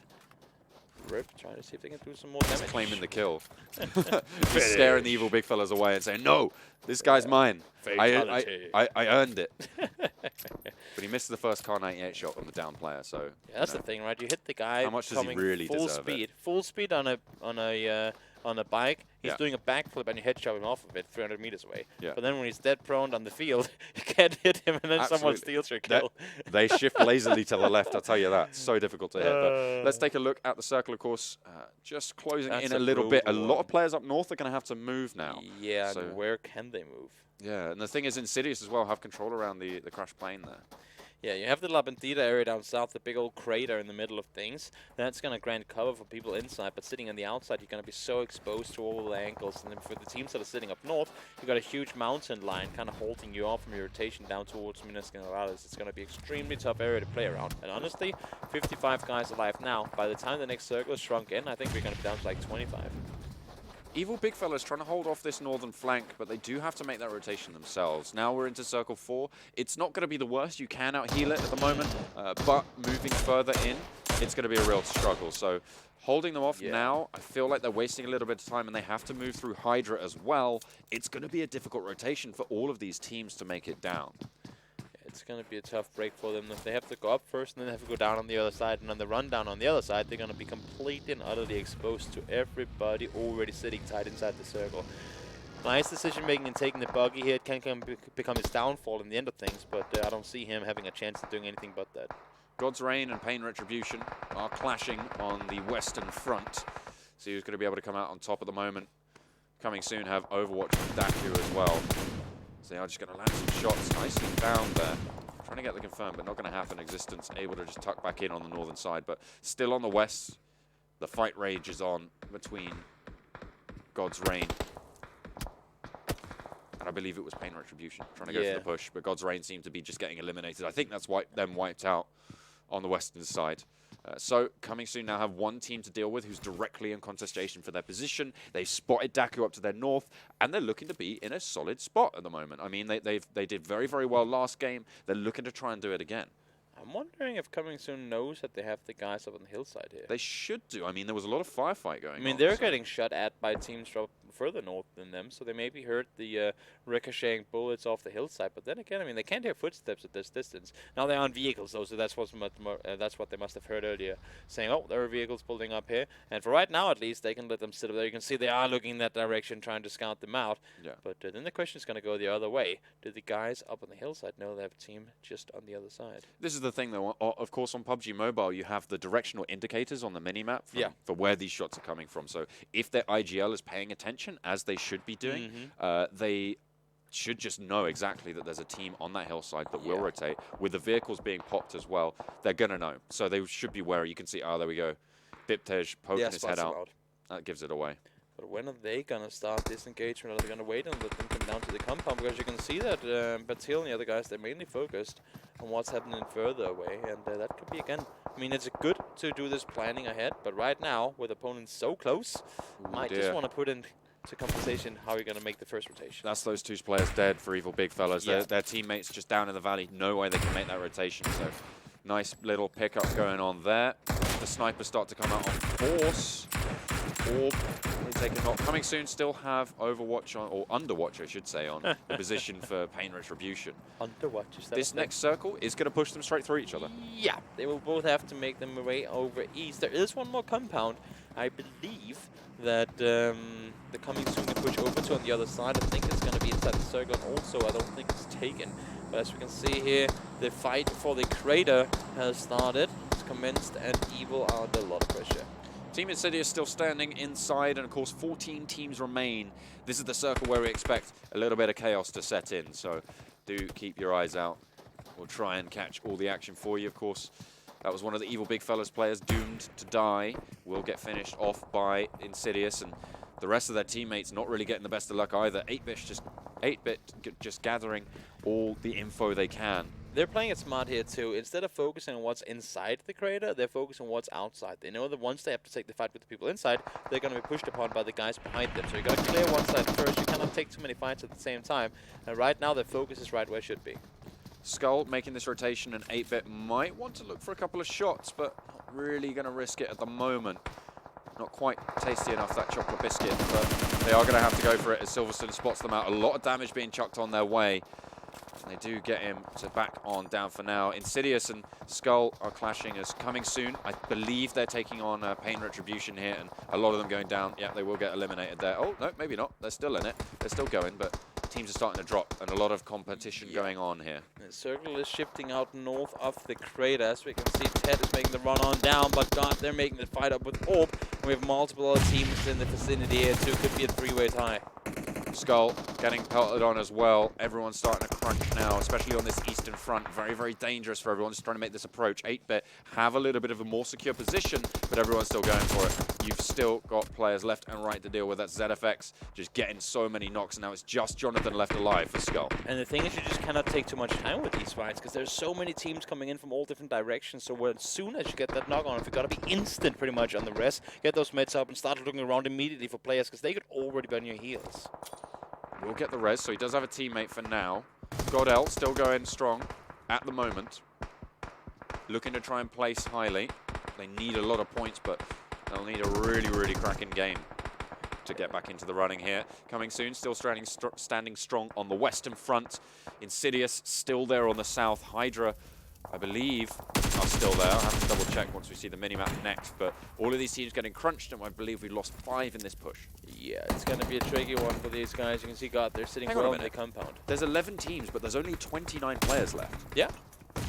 That's a lot of teams taking casualties, and that's why you want to not take fights early, because if you can be 4 guys up at this point, you're pretty much given an advantage no matter how the positioning is because of your team advantage. Well, speaking of positional advantages and being given things, Insidious have just got the circle. Yet again, they managed to find themselves in there. I think HYDRA may have been eliminated, That's a new item, the circle magnet. Yeah. I found it, nobody else did. Yeah, I know. Well, you know, if you drop, you find it. One spawns every game, and apparently it's Insidious is trying to shine. By the way. That is GODL, though, giving them some frags over as Orb take their position as well. This is such a tough type of ability to push up. You just cannot make that run up, especially in third person where you just stand up by the edge of the stairs and hold them down if he's good enough at shooting it out. Really good job by Grimace and Philo to hold them off down there. Molotov, though, does come up. It seems like he'll get to live it through, though. And that's the thing, though, that Molotov stops them pushing down, but it stops their team pushing up Yeah, as well. exactly. It's like it both ways. It's a dissuader. It's a fight finisher, right? It just stops everyone from going on. 8-bit taking heavy casualties from Insidious as they try and make their push in. That's going to be disastrous for their bid for the top. They are going to take even more, but all of these teams now stacking up on GODL's position. Yeah, the thing is, as you can see with Insidious on the other side, they have to worry about both sides, because as soon as this fight ends, the pressure will be applied from both the west and the eastern side of this sort of ridgeline on the middle going through the circle. You're going to see all the nades coming in now as well. Holy cow, that's an explosion and a half. Oh yeah, those HEs just going to frag out for them. 8-bit get eliminated in 7th place. Nice nade, and look at this ridgeline that Insidious have. It's so strong moving to these teams on their west, because there's I think there's 3 squads stacked here, so they're just going to have complete Overwatch, complete safety from it. Yeah, we saw coming soon. They're like, oh, we can fit more teams into this compound. Let's see. Oh, that's a sneaky little SKUL, though. Look at that, sneaking in. Mm-hmm. Sneaky peekily making his way up north, just saying, guys, if you just focus on each other and not look at us at all, that would be like super amazing. And look at this. I mean, we had good night, Drakaris. We had the coming soon team with 10 kills last game, or 13 that was last game, and this time around they have 10 already. Really good performance, but now they're starting to fall apart. Just 2 players on their feet. That's the thing. We had 11 teams, but only 29 alive. That means that minimal kills means maximum drops for that team number. So we're now down to 5. Insidious with a very, very strong position here. Not too many people who can vie for it. Over on the north side is really their major threat, because everybody from this compound fight that we're looking at is going to be severely depleted on meds, on position, on pretty much on players as well. Yeah, and for a team like Insidious to be 4 guys alive in the bottom corner down there, they don't have to fight anyone. You have IT up north side as well, but for them to be able to just stay put, get fully healed up, and be ready for that next fight, it's going to make it so much more hard for these guys trying to make it out alive. Oh, you're kidding me. Insidious, they get the ridgeline in the circle next round as well. They're going to be dead chuffed with that. Indian Tigers, really the only ones who can challenge properly, as we said. Orb, though, they have got the lookout, and the moment coming soon seem to have agreed to this amnesty. We can talk about how they get the circles, but it's also how they position themselves. They dare to go center, they dare to take those spots early on, and with them shooting and applying enough pressure to other teams, they get so much room to maneuver around in the circle center, and there's just statistic proof that if you're in the center of the current circle, you have a bigger chance of being inside the next one. Absolutely, because you don't need to make the rotation, which is exactly. where you're exposed. But make sure you keep your eyes on Jonathan throughout this. Of course, he's still snaking it away. He was the last game too. Yeah. In Vikendi, he was the sneaky snake from... He's making it work, and with it, that's going to be a confirm over onto Indian Tigers. And again, that's less players available up on the map. So Mavi now last standing for his team. Orb have 3 stuck up in that top floor. Coming soon have 2. But Insidious, the powerhouse, have all 4 alive. The breach comes out coming soon. Yeah, the question for Insidious is if they're going to get so greedy that once this fight starts escalating, they'll go down here. Oh, Jonathan went down. And actually, Mavi got picked up on the back of it. So now there's only 3 squads, and whoever wins this faces off against Insidious on a really strong ridgeline. Yeah, and as I was saying before, I mean, at this point, Insidious has to be aware of the fact that their entire crater is open, and there is no one else in there. And I think that's what they do with those 2 kills coming in there, saying, well, there's only so many places these guys could be if it ain't in the shack, and all their focus is going to be in this one building. They've just pinned down. You can see coming soon trying to make that push, but Orb gunned them down from the top windows. Insidious, they get another knock onto one of the Orb players. Coming soon, get eliminated. That's Smokey to take that final frag. Cartoons able to get the knock as well.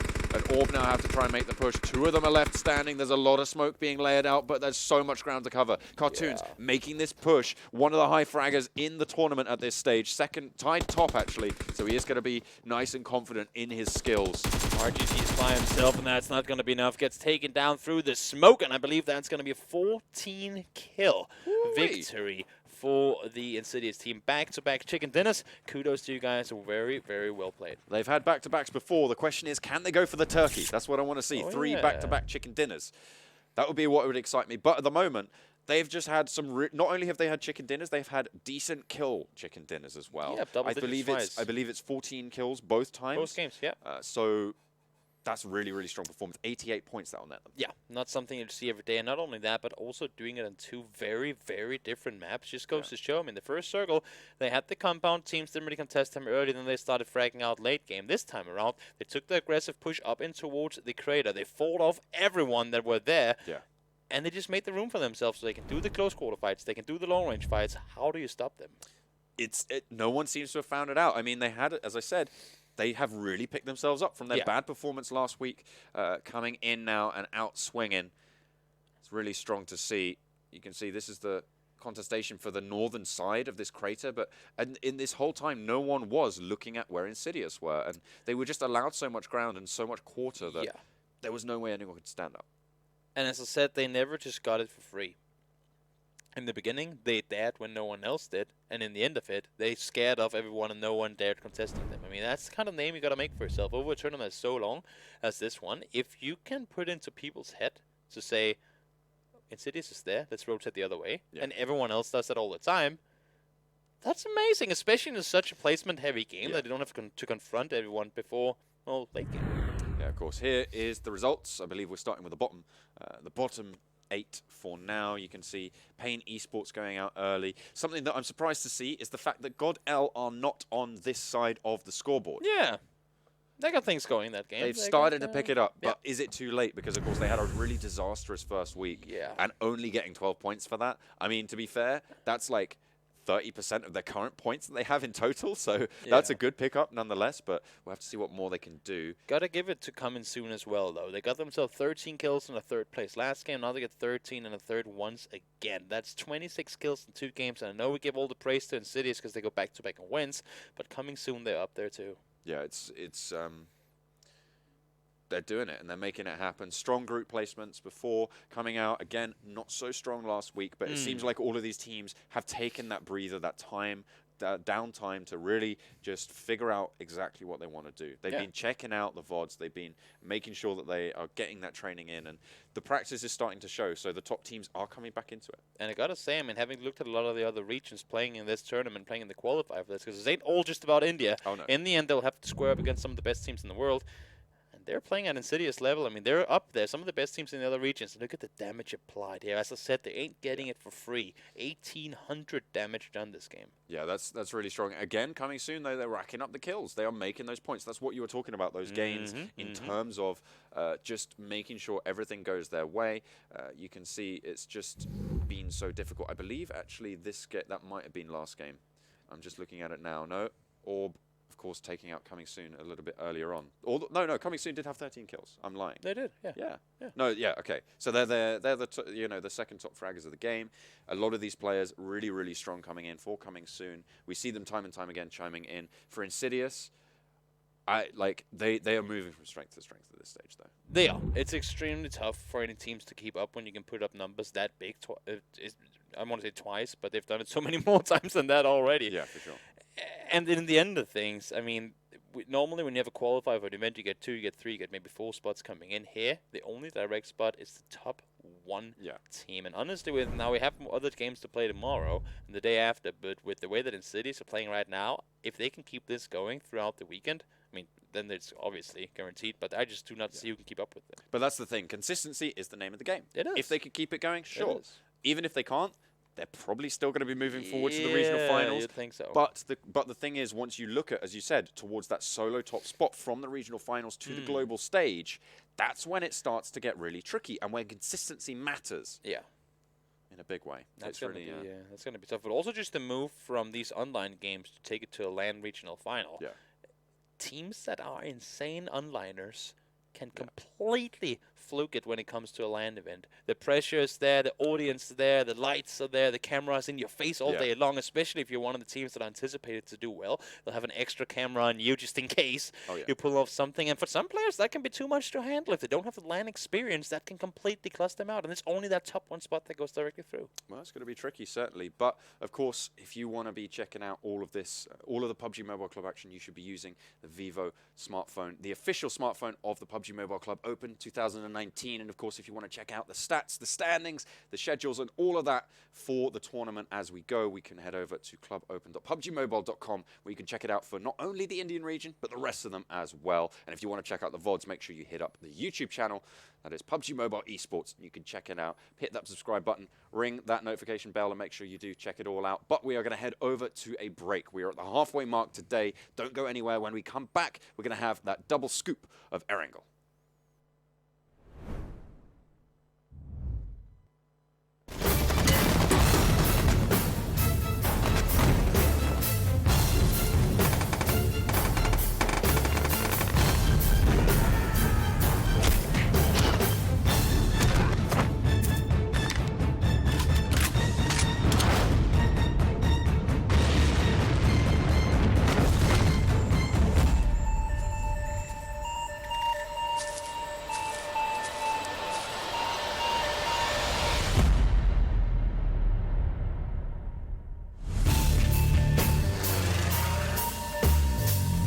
Play PUBG Mobile for free.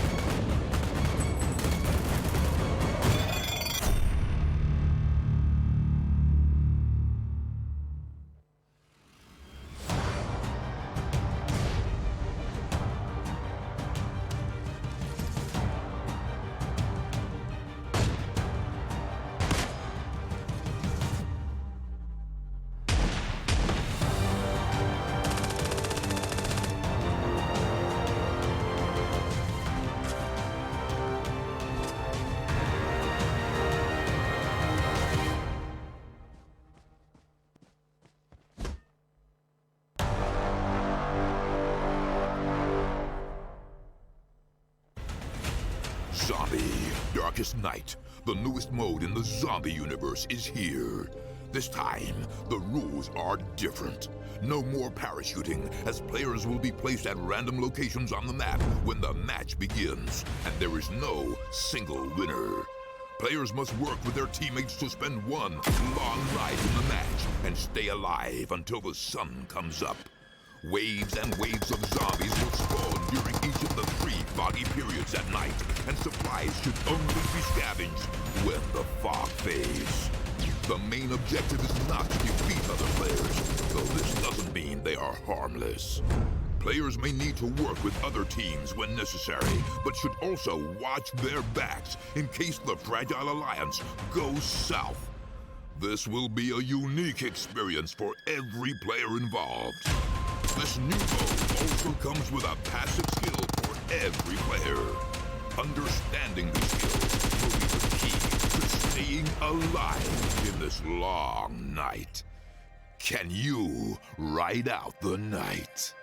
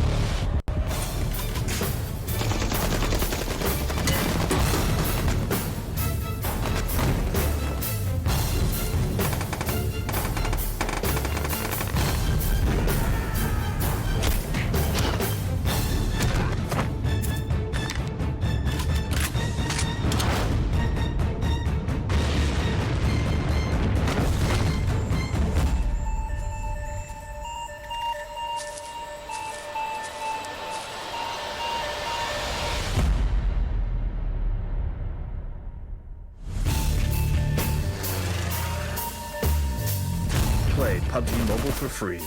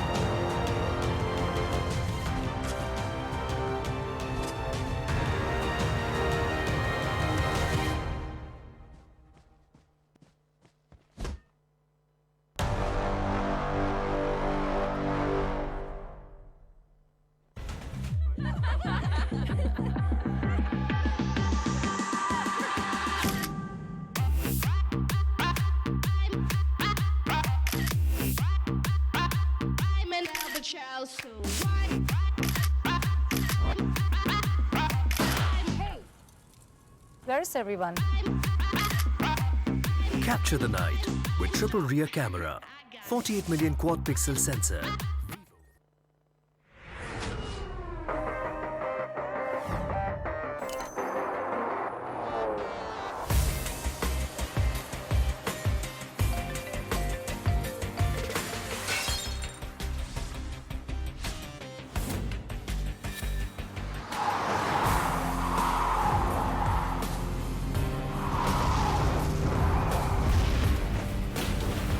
Up your game. Vivo V15 series. Vivo. Zombie, Darkest Night. The newest mode in the zombie universe is here. This time, the rules are different. No more parachuting, as players will be placed at random locations on the map when the match begins, and there is no single winner. Players must work with their teammates to spend one long night in the match and stay alive until the sun comes up. Waves and waves of zombies will spawn during each of the 3 foggy periods at night, and supplies should only be scavenged when the fog fades. The main objective is not to defeat other players, though this doesn't mean they are harmless. Players may need to work with other teams when necessary, but should also watch their backs in case the Fragile Alliance goes south. This will be a unique experience for every player involved. This new mode also comes with a passive skill for every player. Understanding these skills will be the key to staying alive in this long night. Can you ride out the night?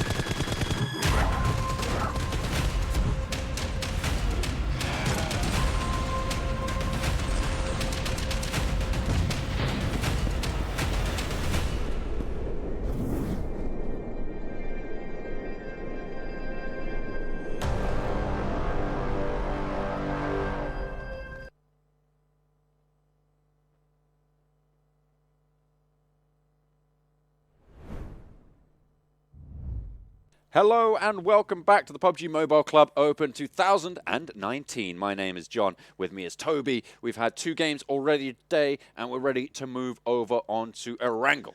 Yeah, the bread and butter of the birthmark of PUBG. The child, what do you say, the favorite child of the poster child, yeah, maybe. exactly, the poster child of PUBG. For PUBG Mobile, I'm trying to think back. No, I don't think Miramar was even in there when PUBG Mobile first came out. No, I think no, it was only Erangel. It's a new release to yeah, PUBG exactly, Mobile exactly. Miramar. So the bread and butter, everybody has there. Nobody has excuses for not being good on this map. That's the one that everybody should have the most hours on, and also that's where we can expect at least to see the highest quality of PUBG. And that's so something we've been talking about throughout the day is in the Indian region favorability towards compounds and their adaptation away from that in the recent weeks. We said Vikendi, heavily compound dependent.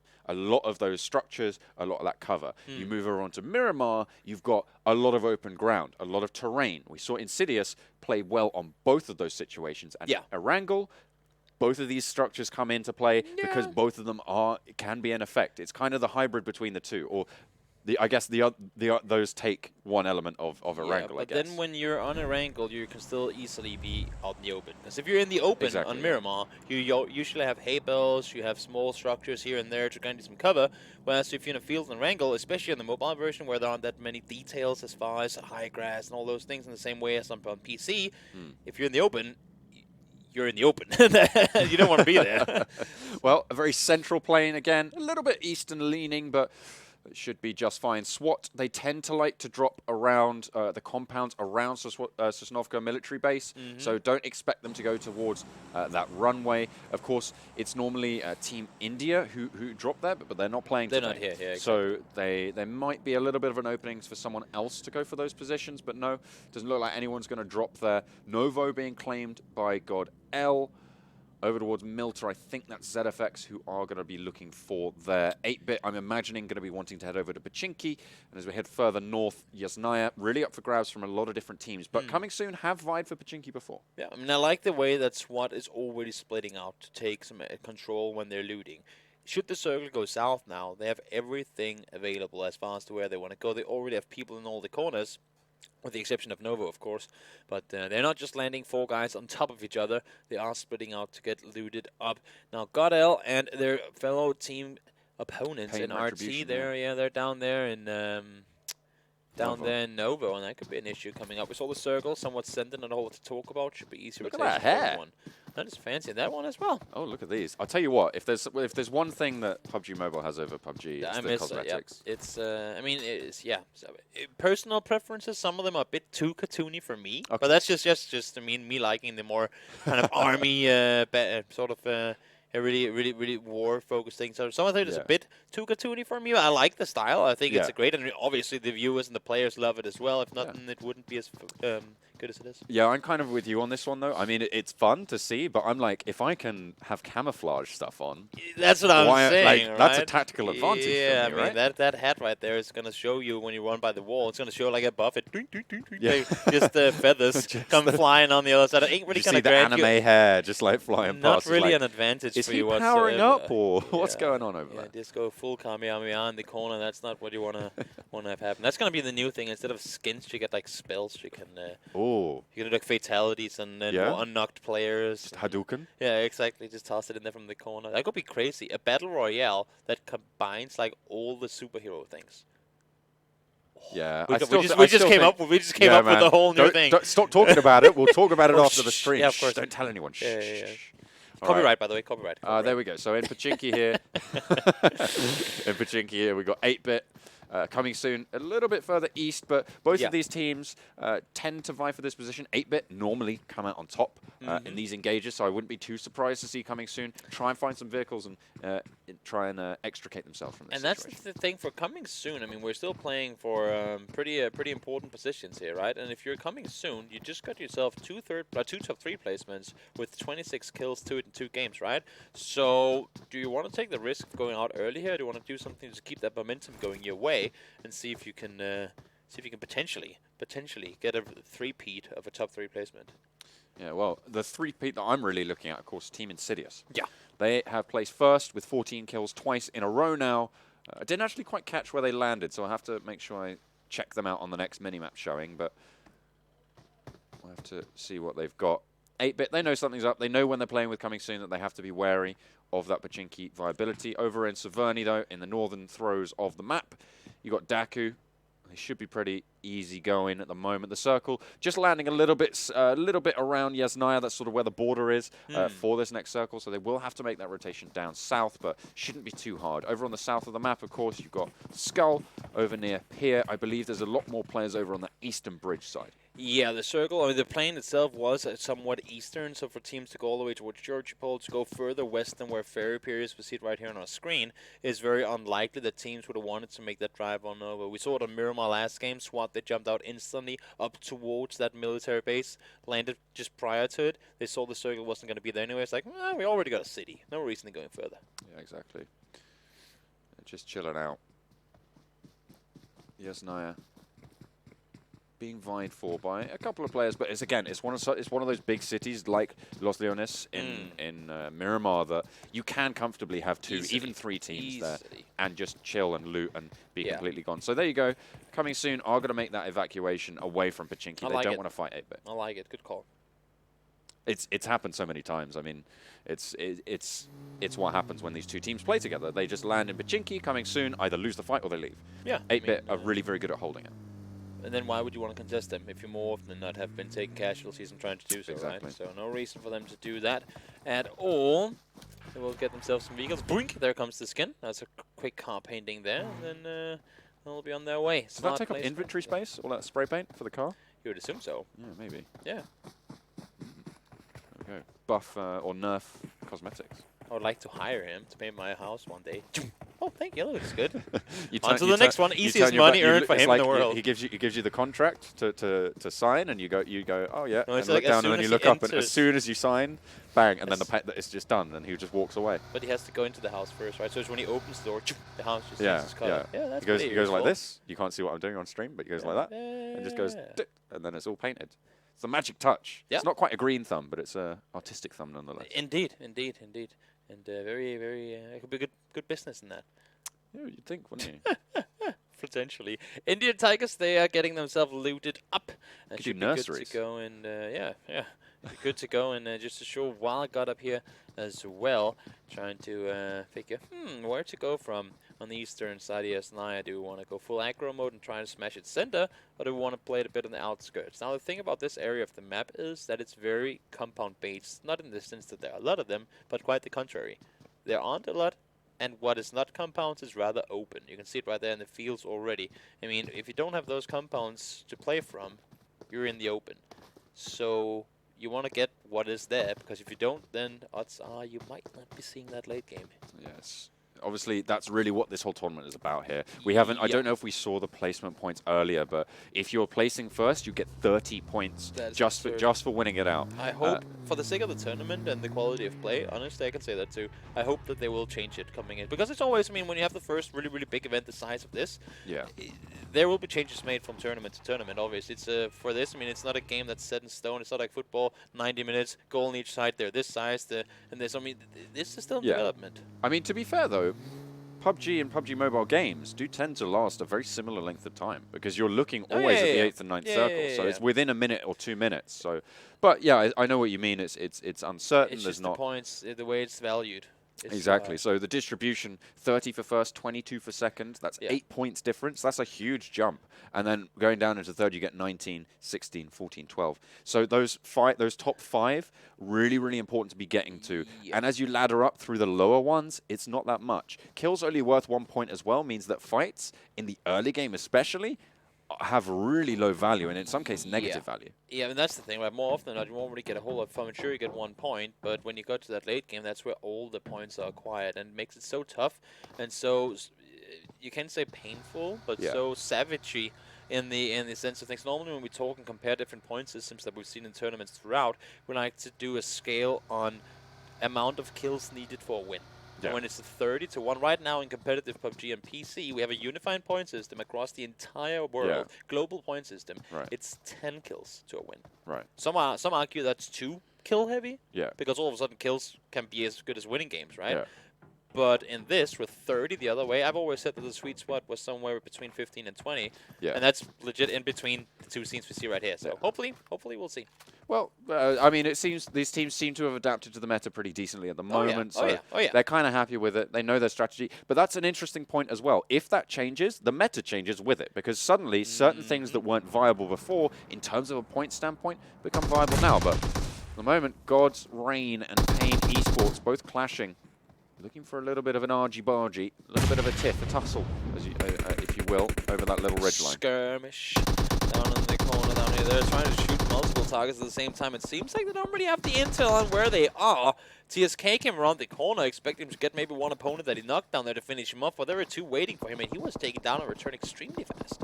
Nick up on the hillside has a really good overlook onto GodsReign's positions as well. He can start to just pop those shots off. No one really nearby either to try and challenge him in that solo position, so they have a decent shout moving forwards. Of course, first team to go out would be pretty disastrous for either of these teams, but they are both doing okay. And I'm kind of surprised in the sense that TSK did go out so aggressively by himself. You can see, man, he's sitting up there all by himself, not really contributing a whole lot right now, at least other than audible cues. Needs the help downstairs, because that's where everyone is, and now his teammates getting knocked all over the place. So another knock coming through from AK. They're looking for more. GodsReign trying to find some pressure. They're going for those trades and actually trying to get it to work as well. Akno goes down, and now it's just Nick. he has to push down from that hillside, and now he's one versus everyone, and he is going to lead his team to doom. Unfortunately, they are going to go out in 16. Good hold for God, considering how rough it looked at one point. They had 2 players knocked, while the other ones were still 3 guys up. But nice turnaround. Manu won it in the end, but scary that he was sitting up there for so long while the other teammates were really, really under a lot of pressure. There's Insidious, of course, the team that we're really looking at to try and get that 3rd in the row chicken dinner. They have had some bad luck over on Erangel, though. They have crashed into mountains full of 6 teams. They've been caught on rotations, and it seems like this time might not be any different here with Pain Retribution staring them down, and they don't have a lot of cover at all to play with. No, and that's why you need that buffer. When you're as far ahead as they are 2 wins today, only added to it on the overall leaderboards, and I mean, that's going to throw them up so hard that having a bad game, having 2 bad games, maybe even 3 over the span of the last couple of games, 4, which would be all the remaining Erangel games potentially. I mean, the fact that they can go out early in those games and still be in the top, that's just such a saving grace for them.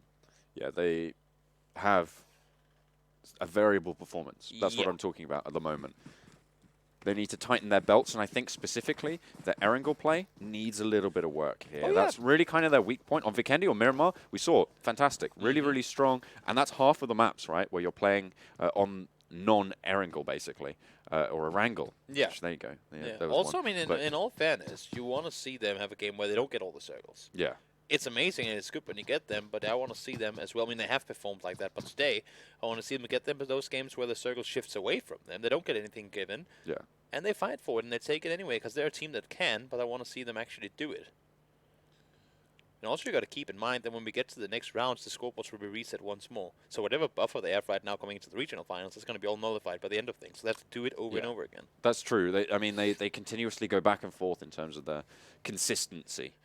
But next circle, just about to pop, is going to zone in down to the southeast. So a lot of teams are inside already. So a little bit of argy-bargy, a little bit of conflict might be avoided by that. 8-bit out on the western throws, so they do have to make their way.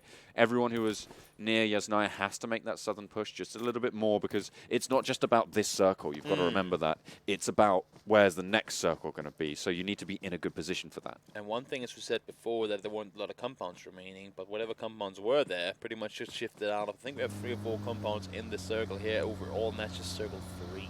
Goes to show how scarily open this area is. And you can see, if you don't have that compound, that is the couple of trees you're going to have available for cover. You do have Potato Hill, as we like to call it, available, the mountainside just east of Pachinki.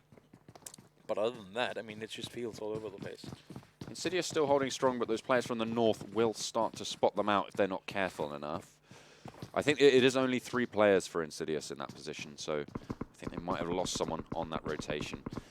Fights breaking out between Indian Tigers over on that northwestern side. Orb making the cross here. They're not really going to be spotted out by GodsReign just yet.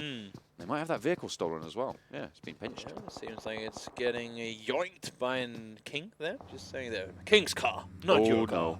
But full pull-up coming in here. Vehicle flying on forward. And Rip is going to be in for surprise.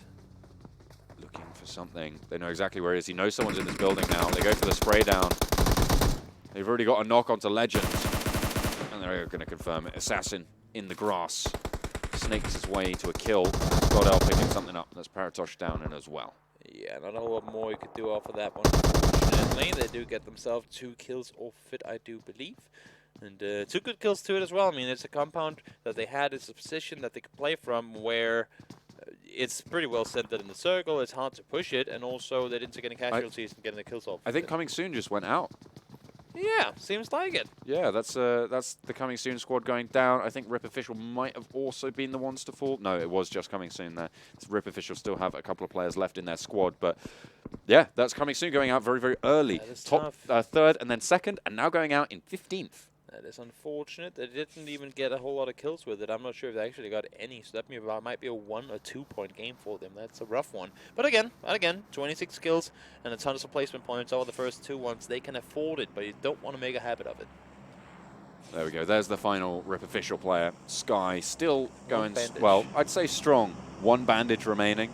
Not that many stims as well. Yeah. 0 first aids. I would like to have like a talk with the top in-game, or just top mobile players at one point. Yeah. To have like a what is the big difference for you guys on mobile as to what I'm accustomed to see on PC? Because there are a lot of things. It could be that you just don't get that much or that many meds as we do on PC, because the fact that so few people really value stacking up on those meds, especially when you see these open field endings, you need them. I mean, you desperately need them. Sure, Sky has taken damage already and he's been under fire, but to be down to 1 first aid in Circle 4, either he's been absurdly unlucky when it came to his looting phase, or they just do not either loot fast enough or loot for long enough. This is the thing, though. Of course, they have the auto loot functionality. That should be even PUBG easier Mobile. then. Yeah, exactly. So it just auto picks up meds and everything like that. But yeah, it's just pretty difficult. Assassin getting nailed to the floor there with a nice headshot. Coming around. And they should just be under fire once again. Indian Tigers, they have that western throw, but the circle moving them southeast now. This is, of course, the treacherous circle number 5, phase 5 coming in just a second. And one of the main things with this circle shift is also that if you get knocked in the blue, you can't rest your teammate anymore. I mean, that's one of the crucial ones. So if you're on that edge and the circle is closing in, you have to leave that guy behind. No rest coming in, but now we're seeing ZFX. The fight has been escalating for a little while, and there's not a whole lot left of it. Demon King is all by himself, but he's up against 4 players, and that is going to be them eliminated. Well done by Evil. Not only do they take themselves the win there, but they didn't lose a single player in all of it. Very well done by them. And they're knocking out ZFX Evolution, one of the stronger teams by all accounts. Also, strong-ish teams. Not super strong, but certainly not a team to ignore. In all fairness, all the teams are strong for making it to the semifinals. Well, I mean, GODL. Not doing super hot at the moment. Although they are still in this one.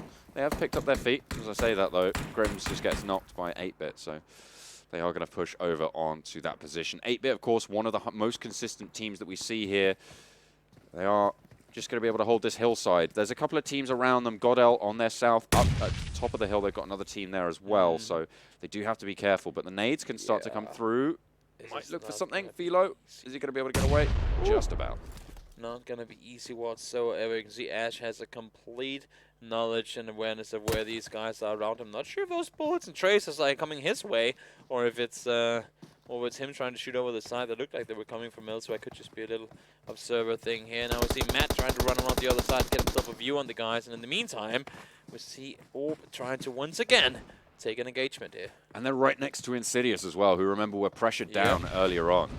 So it's going to be really tricky for that fight to play out how they want it. Ash, though, still just nading on through, chucking that utility. You can see this guy's got a couple of meds on board. He should be okay. I like it. I like to there you go. see it. Thank you. Some meds for you. Yeah, he's going to use one of them now, though. So this is that's why I asked them, right? They're there to be used. Exactly. Well, what's the point of having them if you're not going to use them? But HYDRA as well. I believe Joker did get knocked earlier on, so they do not have one of their most dynamic players in their squad. We didn't see him get finished, but now what we do see is Bishma taking out Draga. That's not the kind of situation you want to be in. Not sure if that was an unfortunate vehicle explosion or what that was, but not what you want to have happen at all. Ash, you can see, wants to push this one, but Hash on the other side. Ash and Hash, they're squaring up against one another, and Matt, good knock coming in there with the Mini 14. Yeah, going to be able to give Ash a little bit more room potentially to move with the circle pushing. They do need to get away from that. Oh, he's just got clean shots. Yeah, that is a good angle right there. That's Not only does he have clean. the angle, he also lands the shot he needs to. One player alive now. That's Ash all by himself. And he is going to go for the trade, but he gets the sprayed onto a little bit earlier, but will go down. Ash lives to tell the tale and gets the refresh on those meds as well. That is the triple, I believe, coming in for Matt there in that fight. Really well done. They were constantly, never standing still, constantly trying to find an angle. Where can we see them? We know exactly where they are. Nates didn't work for us. We got to go down, get those kills, and they executed it probably.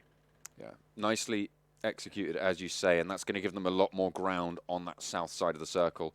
Insidious, they're still pinned a little bit by Pain Retribution, and they don't have the circle. So what can they do? This is the situation you wanted to see, Toby. They have to make that rotation. They've got a lot of teams in their way. Indian Tigers are there. Evil big fellas with Pain Retribution as well, looking over their way. It's going to be tricky, but Pain Retribution have to make that rotation as well. You can see they're doing so. They're going to be moving past this M249, but at the moment, Indian Tigers striking out to try and claim it for themselves. How are Insidious going to rotate on this one?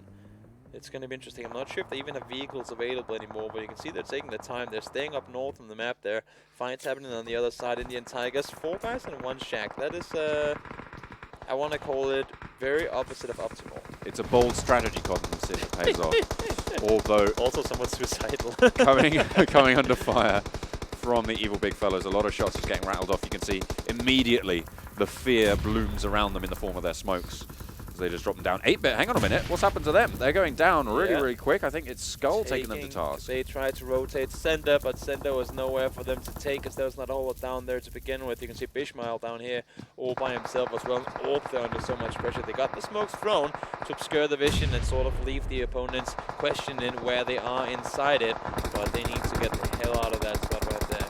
Pain Retribution still clocking shots off over towards towards Insidious. I think that might be it for Insidious. Yeah, under tons of pressure. Did they get fully eliminated there? I'm not sure if they did. I feel like there should still be one or two. A team did drop, so I think it was. That would be them, yep. That's what it is. Rough rotations can be the death of you, but you can never just bank on getting circles all the time. You gotta be good at playing well in the games that don't go your way too. To be fair, they got pinned pretty early on towards the third circle. And wasn't optimal, to say the least. But SWAT, they're having a pretty cracking start. Already got 6 kills on board. They've got a decent position on that south side of the circle. They've got 8-bit on their flank, about to be wiped out as well. Very nicely done. 8-bit taking tons of shots and nades and explosions in their direction. You can see Orpia trying to make everything of what they got. It's really, really not a whole lot, that is. 8-bit is well prone on the other side. They are inside the circle, but they won't be for much longer. Bishma just got the gift of his life as far as circles go. All he needed was an extreme absurd hard shift towards the northwestern side, and he got it. I mean, yeah, he found the one drop of the circle magnet. That's what he's got. And to be fair, that's the situation you want it in. When you have one player left alive, that's when you need those circle magnets. Yeah, that is very fortunate. The thing for him is that not all these players that are currently on the eastern side and the southern side trying to get there is going to be practically impossible. So even though he's a solo, there ain't going to be no one around him for a long time. No, Indian Tigers have the pin down on him as well for Hitman. Evil Big Fella's knew where he is as well. Not too sure they want to go for it. Indian Tigers have to make that rotation, of course, west. 6 seconds until they're going to get pushed in, and Hitman left without a vehicle now. After his UAS, well, he blew his own UAS up to stop it coming back to bite him.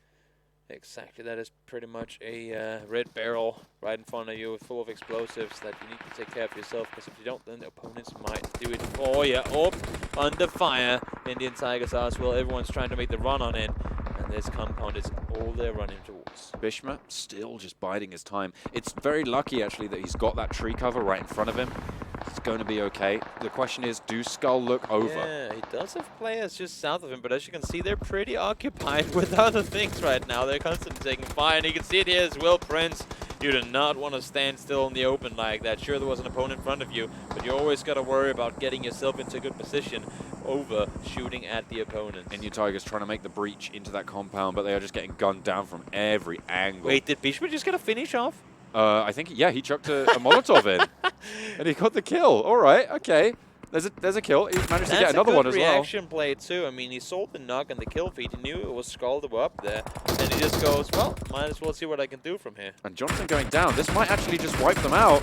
He only has one teammate left on SKUL, so at the moment, Bishma making it work and doing well. You can see Indian Tigers. Yeah, this is what Josh was doing last week. He was calling them Italian Tigers. Italian yeah, Tigers. Okay. It's annoying. And now I said it, you'll think about it as well. But Indian Tigers coming on through.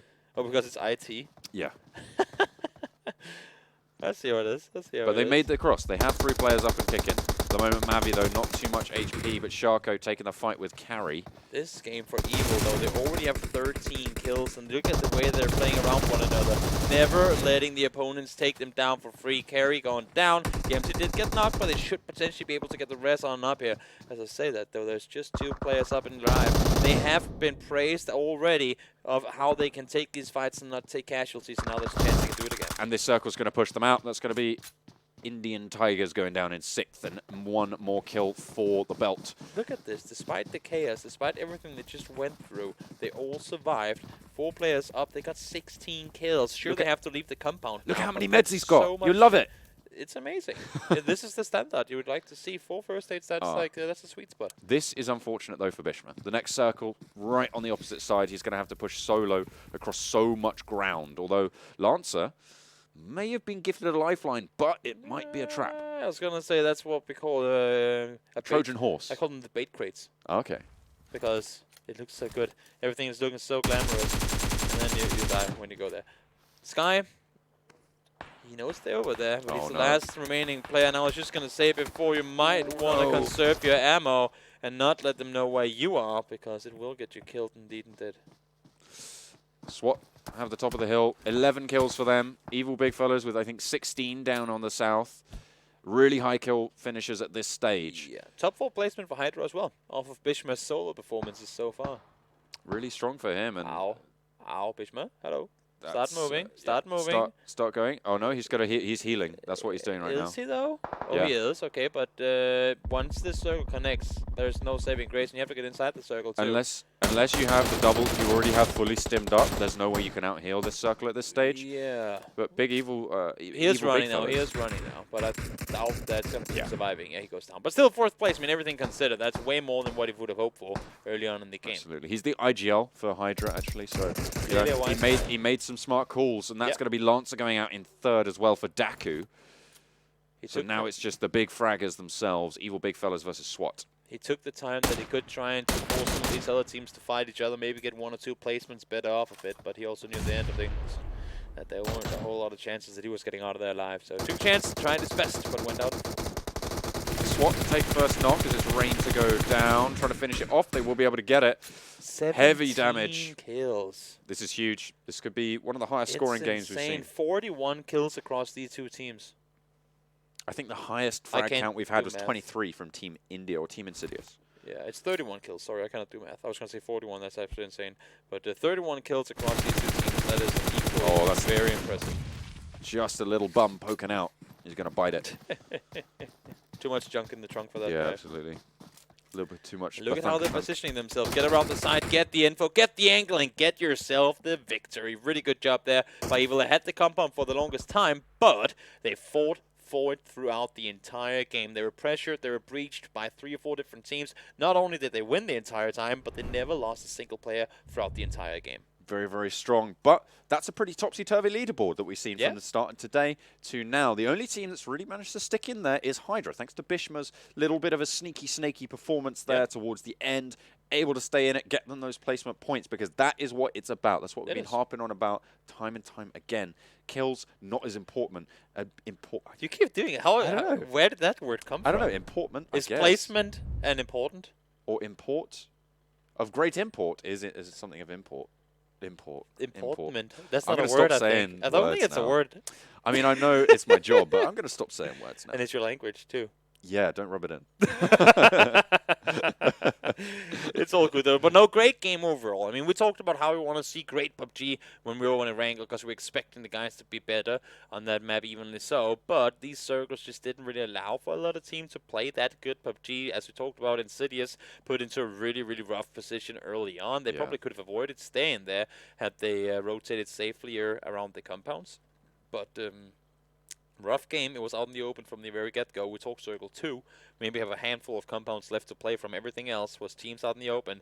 Burned through that utility early on, and then just chaos. I'm not a fan of this final circle, to be honest. No, it's not. I don't like it either. It's kind of it's rough. The good thing is that you force the teams to make the most of a bad situation, and that's, to me, I mean, of course, I mean, every team, especially at a competitive level like this, every team can look extremely good if given the right conditions, right? Whereas to here, nobody, maybe with the exception, positionally, Evil was way better off than anyone else, but believe me, had it been maybe not any other, but a lot of the other teams in this game that had tried to help that position against 3 teams, they would have been wiped by the second or the third one because they would have been taking too many casualties early on, right? So extremely impressive play by them to hold that position. They knew it was a priority compound, the only compound in the circle for the longest time, and they played it super well off of it.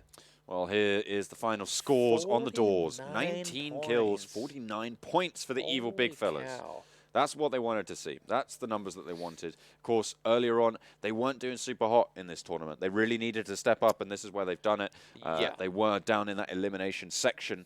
Of course, that will be coming into effect. Well, we called it last time around during the group stages. We called it the red zone because that's where you get those bombs dropped and you get bombed out the tournament. I see. So they were down in that section earlier on before today started. 13th Insidious, 4 points. Last place and 1 placement point coming soon. Complete flip-flop from what we just saw the 2 previous games. Absolutely. 404, top teams not found.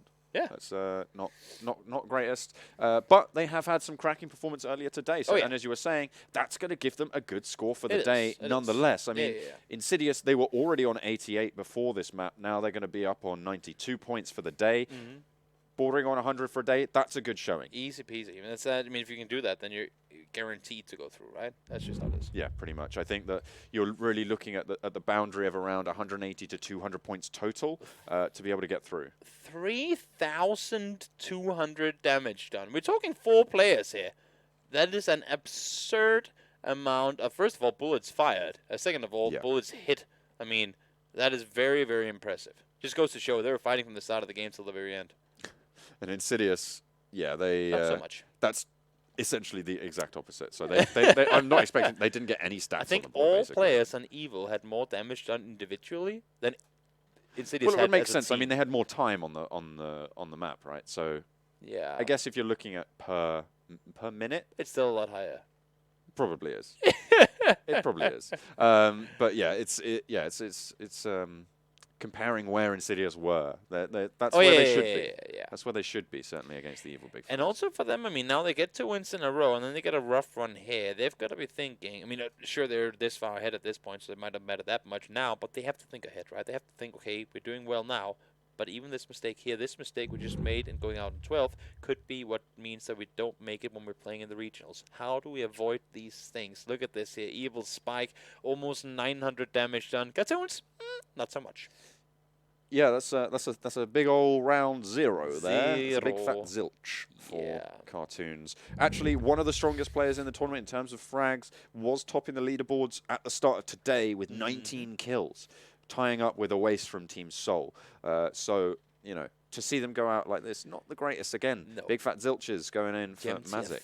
1,000 damage. Budget James Bond 000. Yeah. 000. I like that one. That's the agent that never really made the cut. 000. That's interesting. There we go. But yeah, there we go. Those are the damage stats, of course, for the players from the Evil Big Fellas, as you were saying, more than 222 each. So that is very impressive. They showed us just what's up. Of course, every team is here to frag. Any team can frag, and that's why they're here in the semifinals. That's what you were saying is. Everyone at this stage is good. It's just the teams that are more consistent that will rise to the top, and then you can start to look at who's going to be moving forwards. Yeah, and that's the point I was trying to make before when we talked about whether we like that open ending or not. If you give, as I said, if you give a team the perfect circumstances, every single team in this lobby, all 24 of them, can be like, oh my God, who are these guys? Make a highlight reel on YouTube and get a billion likes, right? Whereas it's the teams, to me at least, that are given nothing. That's why I was really curious to see what Insidious could pull off in that one. Because if they are able to do crazy things in a game where they're like, there's no way in hell they're getting out of their life, those teams, they're the ones you have to be really, really scared about. Because the teams that don't need the circles, that don't need anything to go their way, and can still rake a lobby, that's scary. Of course, what we do need is our official smartphone of the PUBG Mobile Club Open 2019, Vivo. Thank you so much to them. And if you want to check out all the stats, all the standings and the schedule for the tournament for not just the Indian region, but the rest of the regions as well across the globe, you can head over to clubopen.pubgmobile.com and check it all out there. And if you want to catch those VODs, you can subscribe to the YouTube channel PUBG Mobile eSports and check out all of the replays from all the regions there as well. Check out those highlights. Check out those gruesome final circles if you want to. But for now, we're going to go to a break, and when we come back, we'll have our final map for the day. It's going to be Erangel. It's going to be a good one. Don't go anywhere.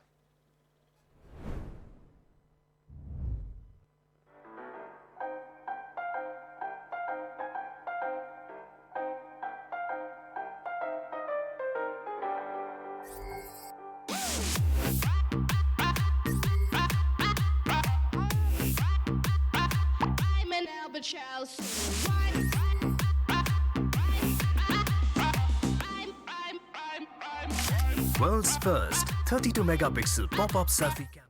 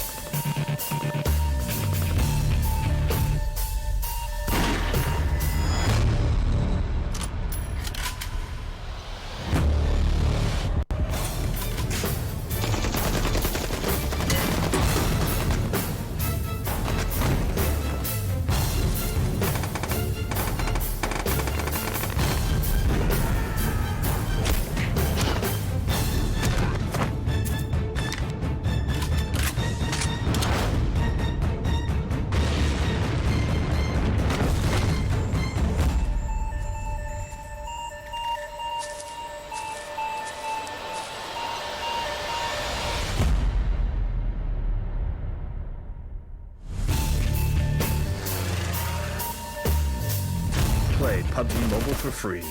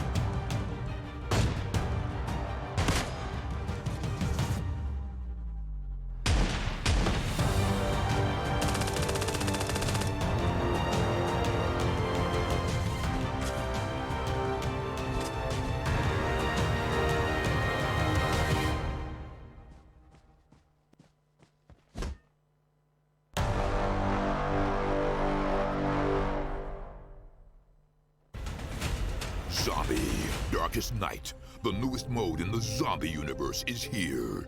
This time, the rules are different. No more parachuting, as players will be placed at random locations on the map when the match begins, and there is no single winner. Players must work with their teammates to spend one long night in the match and stay alive until the sun comes up. Waves and waves of zombies will spawn during each of the 3 foggy periods at night, and supplies should only be scavenged when the fog fades. The main objective is not to defeat other players, though this doesn't mean they are harmless. Players may need to work with other teams when necessary, but should also watch their backs in case the Fragile Alliance goes south. This will be a unique experience for every player involved. This new mode also comes with a passive skill for every player. Understanding these skills will be the key to staying alive in this long night. Can you ride out the night?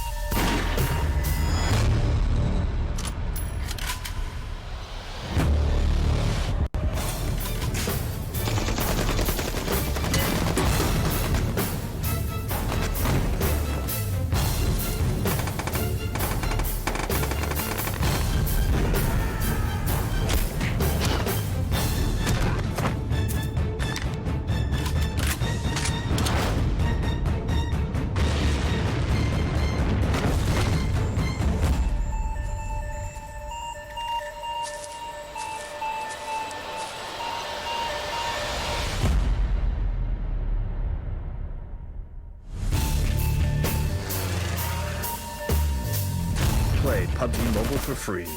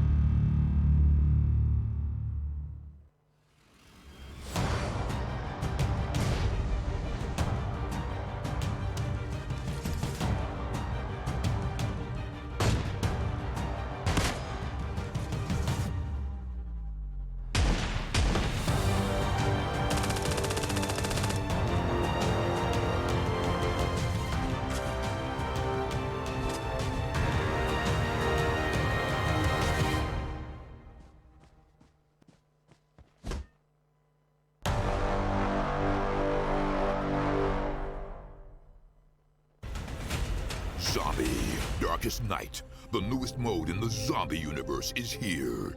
This time, the rules are different. No more parachuting, as players will be placed at random locations on the map when the match begins, and there is no single winner. Players must work with their teammates to spend one long night in the match and stay alive until the sun comes up. Waves and waves of zombies will spawn during each of the 3 foggy periods at night, and supplies should only be scavenged when the fog fades. The main objective is not to defeat other players, though this doesn't mean they are harmless. Players may need to work with other teams when necessary, but should also watch their backs in case the Fragile Alliance goes south. This will be a unique experience for every player involved. This new mode also comes with a passive skill for every player. Understanding these skills will be the key to staying alive in this long night. Can you ride out the night?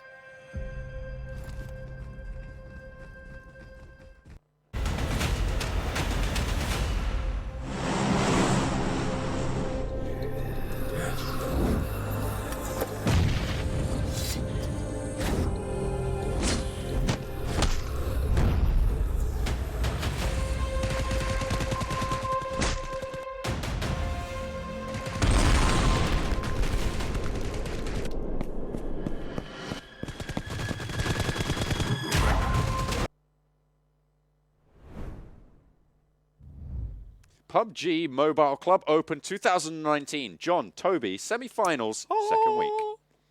I thought that deserved a praising sound in the background. Yeah. That's what I delivered. Fantastic. I feel like intros, they need to be cut down. Yeah. And just like a lot of these teams that we have here in the semifinals, of course, we have 24 at the moment. We need 16. 16. They need to be cut down. It's brutal. It is kind of. There's no quarter given.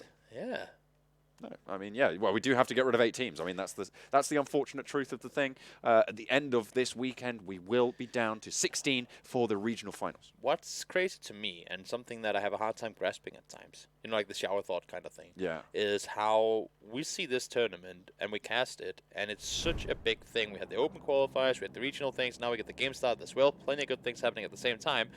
But all this is happening across multiple regions, and at the end of things, with the thousands of teams that have tried to make it in here from across the world, we get just 16 of them. And there will in the end be one winner. That's like the biggest lottery in the universe. There but can it's, be but they have to only fight one. for the tickets, you know? Absolutely. I mean, and what a fight it is. There's a lot of good players, especially Yeah. in the Indian region. You know, that's something we talked about. They're one of the strongest regions going. They're really very good in the mobile esports sector. PUBG Mobile is no exception, and they are showing off their skills here to great delight, I guess, of everyone. Okay, let's put it this way. If I get to cast the finals in Berlin, Yeah. I'll wear a tie that Yeah. has like Indian, what do you say? Like striped with the Indian flag. Okay. It's quite an interesting design there. It's the I'll orange, then the fanboy white India, with the eight-spoked wheel, symbolizing the Yeah, eightfold path. orange, white, green, and then the Yeah. yeah. The eight-spoked. I'll do that could be pretty cool. I think cool, it's the eight-spoked a cool wheel. tie. I look like an absolute mug. If you know a good link for a cool Indian flag tie, then spam it in the chat right now and let me know. Maybe it could be one with little Indian flags like dotted on it, like kind of like my shirt, but like yeah. but And like also, little there's a Indian game flags. going. So let's I guess. I mean, if we have to, I guess we should have talk to, about we'll this. take the game. But not a whole Luckily, lot it of was a Western surprises. plane and a Western circle, so a lot of these teams should be pretty chill. Yeah. A lot of the same drop locations going to be coming in from the previous game. 8-bit coming soon, both landing towards Pachinki, although there was a lot more contestation there for Military Island. And if you're a team that likes to go east, what do you do here? You already jumped out, might not have gotten the spot that you wanted to loot initially, but you then start driving all the way over towards the east to then have to just drive all the way back west? Or do you settle and say, you know what, we'll just take what we got here and then we'll play it as it is. That's going to be interesting to see here how much people really value getting to that one specific loot path that they go into when they loot those cities. Or do they just say, no, I mean, do I have to drive an extra 2 kilometers for 4 houses when I could just take 4 houses here? We'll see. But this is the thing, though. Of course, with the time that this first circle allows in the competitive format, with these competitive circles, it's a very, very long first circle. It is. And even after the second circle, the blue moves so slowly that you're not really going to be super pressured. So going for those eastern positions, not as punishing as it could be. No. And we say that it's long circles, but in the end, it's been cut down. It used to be 5 minutes in the first one. I believe we're down to 3.5 minutes now. Yeah, so, but that's still, I mean, because everyone obviously is now super strong at looting, they're super quick. Yeah. Comparatively. Indeed. And we did see some small damage indicators up in Pachinki, so it seems like coming soon won't have as free of an exit as they did in the previous game. Not saying anyone's going to go down. We do have 64 players on the server. Always good to see. When it's online, everything can happen. People can get disconnected from wherever they're sitting and playing from. But as we can see here, coming soon are indeed under pressure. Under pressure. Yep. Shout out to Queen, by the way. Great band. Yeah. Great band. And David Bowie. Wasn't he in that one? Well, that's Freddie Mercury. No. But he's in that song. They made it together. Oh, I didn't know that. Maybe. I'm pretty sure they did. But anyway, again, we see just coming soon leaving. Of course, they're not going to be able to vie for Pachinki on that one. I'm going to have to Google that now.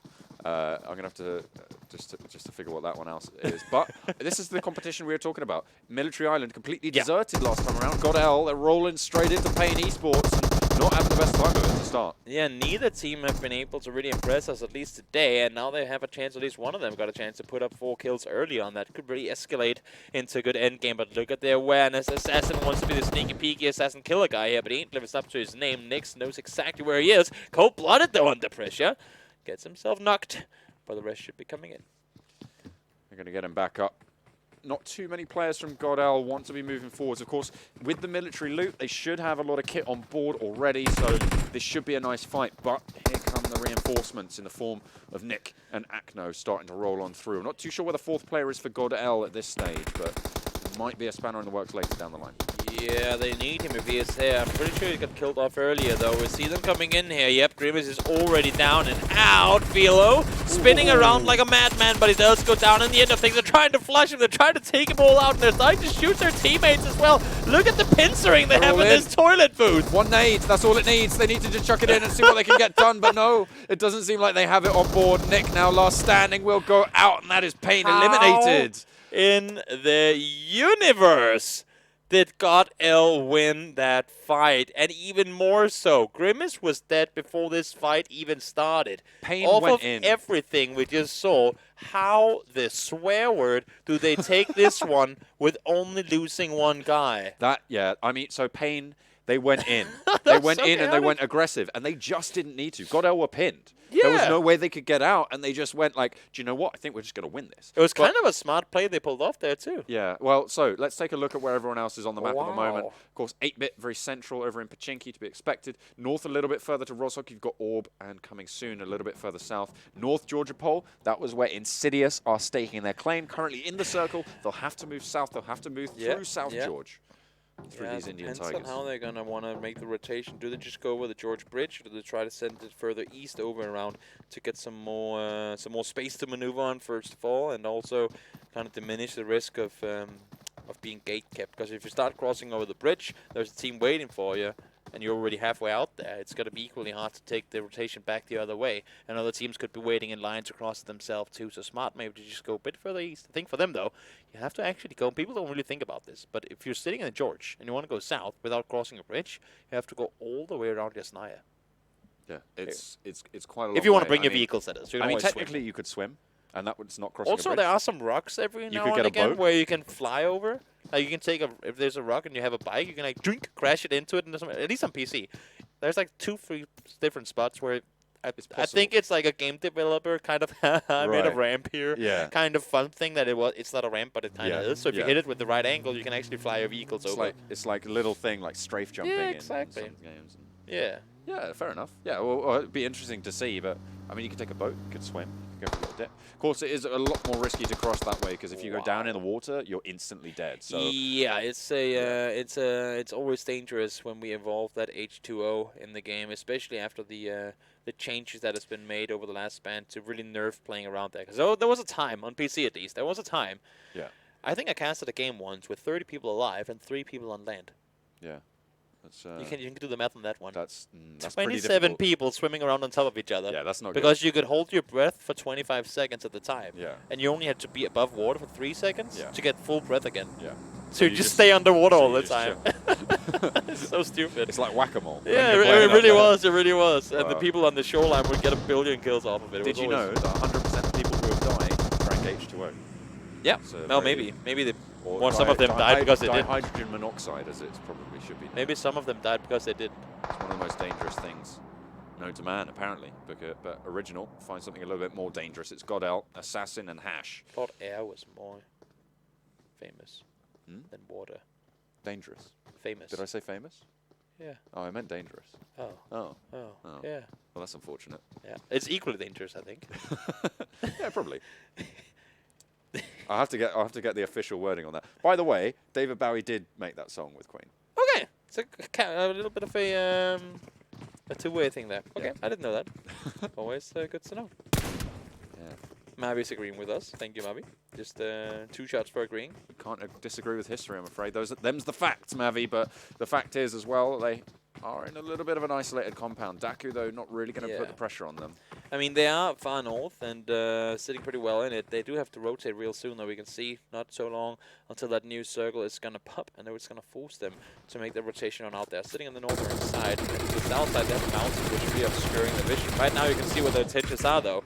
They want to hold that bridge, but to me, I'm thinking, why not hold it from closer to it? Because right now, they're still 100 meters away, and look, they're making their way across anyway. This is this movement from Insidious. They're going to come under fire from the Indian Tigers. They have to try and break left pretty quickly, but you can see they've got some nice cover there. And I hope that we can keep our eye on them, because they do things that not a whole lot of other teams do. They're going center early. It's a really common thing to see in the PC version of PUBG in competitive play, but not a whole lot of teams in PUBG Mobile likes to play around that strategy. It means you don't get a whole lot of kills early, but I think that Insidious has figured out early on, and I mean, as most other teams probably also figured out at this point, you don't really need those kills early game. Sure, they're good to add to it, but if you continue, if you get the placements and wins instead, that's just so much better. For sure. Of course, SWAT normally landing on that military island, I believe they're going to have to make that northern rotation. We saw before the 2 GODL players had made their way away from that engagement, so they have had a little bit of luck there. Coming soon, embroiled in a little bit of combat as well. Yeah, they're taking a fight, it seems like, just before they're getting themselves healed back up now. There is a crossing team. That's DAKU there, a little bit north. That's another thing that we talked about that first week that I was casting this. The amount of teams that I saw with 4 guys in one vehicle, absolutely terrifies Honestly, me. we've been banging on about it for... I hate it. There are so many vehicles available too, and at first I thought, okay, maybe there's just not as many vehicles in PUBG Mobile. I'll be the first to admit that I'm not as wise in knowledge when it comes to PUBG Mobile as I am in the PC version of it. But I did see a lot of vehicles. I did my research, and there are plenty of vehicles available. So you have no excuses to be 4 guys in one vehicle if you have a chance to have more than one. Got a couple of teams around at the moment. Very few teams really clashing. I have to say, and I've said this before, GAKU, one of my favorite locations to drop in solos. It's nice and fun. One to of try those and, guys. try and Okay. fight around. Okay. It's a nice little place. It's not great, to be fair, in squads. It's not. It's not great at all. I mean, you can never loot up 4 guys. There's not enough loot. loot Yeah, there at exactly.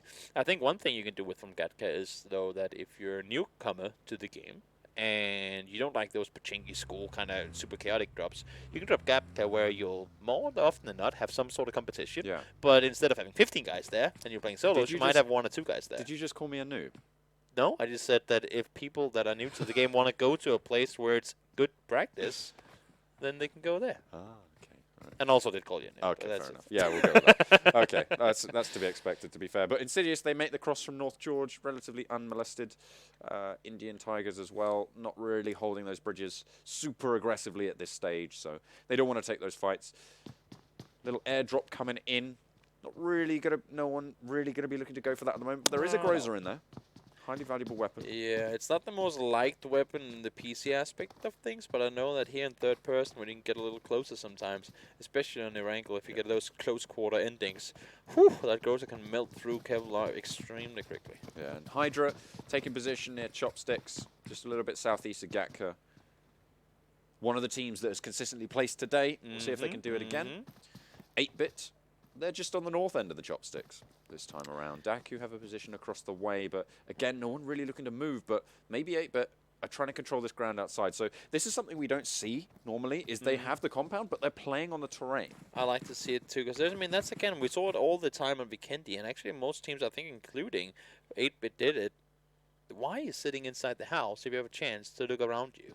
I mean, it's sure it's going to grant you cover, but you have a chance to sit outside the house, get even more vision and more knowledge, and be better prepared for a team potentially pushing your compound. Because right now, as you saw with the new circle shift, they're sitting dead center right now, and there could potentially be teams coming their way. Everest was in the circle. It's going to be on the edge of the circle this time around, so teams could potentially stick up there, but they will have to move, and moving down the side of that mountain is so tricky. It can be really dangerous, yeah. If you're in a vehicle, everybody's going to see you. Yeah, that's one thing. And also, I mean, the teams that are staying down, you're not driving down to one flat field. It's like a downslope ramp that you can just accelerate down on. Nope, it's tricky to get those vehicles down. You won't be able to go full speed, and there's going to be trees all over for you to bounce into, and it's only going to be more and more tricky by the time you get down there. One of those bait crates we talked about before. The Indian Tigers player, Prince, learned really quickly that this might have been a mistake going for him, because he is very much cornered behind that one little box. That's as well, with his vehicle getting taken away, those smokes have to come through. They have to try and make the break. Not too much cover as well, because the angle the Orb have on them, there's nothing really there for him to work with. He did get a Groza, though. Yeah, he's going to... So he's got to value whether it was worth it or not to get it. Yeah, that's fair enough. Yeah, it's probably the best play. One of his teammates could be sent in, and I think that's what they're going to do. They're going to send Carry over just for a quick little drive-by into the smoke, pick up his teammate, turn it around, swivel it out, and drive on away. Is it going to be clean? But did they not see the car drive away? I think maybe it was just attack. He didn't see it. Oh, okay. I was gonna say that's a pretty good escape there. I mean, it was anyway because they got him out alive. Could have been dangerous though, but they do get out, and now they get to make a rotation and potentially beat the guys that were shooting at them to begin with. Seed Cities, they made their way on down. Yeah. Orb taking control of Everest as well at this stage. They are starting to move up and down. Ooh, evil big fellas pop off a shot towards Pain Retribution. They know where they are. You saw one up there. Well, this is the thing as well. With aim assist on PUBG Mobile, you kind of get, if you zoom in and it gives you a little tap towards somewhere. You It does? Kinda, yeah, it does. You can kind of know. Huh. Yeah. Huh. There should be like an eSPORTS mode where they turn that off, because I don't like that. Maybe. Maybe that. Do you know what? Maybe there is, and I just don't know about it. But I want there to be, because aim assists don't belong in any competitive games. I don't think so, at least. Okay. No, but that's just again personal opinion. Personal opinion. I want to see the raw skill of these guys. I would probably be inclined to agree with you on that. Actually. But, down in the foothills It's Pain Retribution trying to hold Orb, have the Overwatch, but the trees from below actually give you quite a lot of cover. They do. They do. Not only do they have the actual tree that's hit by itself, but also the leaves, as you can see. Sure, they can be shot through, but it's very hard to tell where those bullets are going. Yeah. Pretty tricky, but over on the south side, that's really where this next shift is going to impact. Okay, the circle goes there, so they're lucky this time around. I wanted it to go out east, because look at how much there's no one out there whatsoever. How barren it is. Yeah, it does go down south, so the few compounds that were available will still be. Not available, of course, but they're in play at least. And the guys that have those compounds now have to figure, okay, with so many teams still alive, they're looking at the scoreboard. Of course, they cannot see the amount of teams. For those of you guys that don't know, the players can only see the amount of players alive. They don't get to see the team tracker. For them to see 54 alive, circle is on us. We got the best compound in the circle. We're kind of on the edge for the other compounds. Might want to start looking out instead of in, because odds are that people will be coming real soon with a high speed in. That drop there was an AUG, an AUG, made by Stayer, actually. Stayer AUG, yeah, good old. Very interesting weapon. That was my favorite weapon in the old Counter-Strike games, just because it looked so different. It's good now as well. Yeah, I know. I called it Counter-Strike Global AUG Offensive. Yeah, absolutely. Yeah, why not? Because but it's good. It's good in PUBG Mobile as well, of course. High damage stats, very versatile in terms of its range. It is. Yeah, you can tap, you can close range, long range, however you place, very, as you said, versatile. Oh, it's a nice close push from 8-Bit. Ted going to try and take the fire, take the fight to Insidious.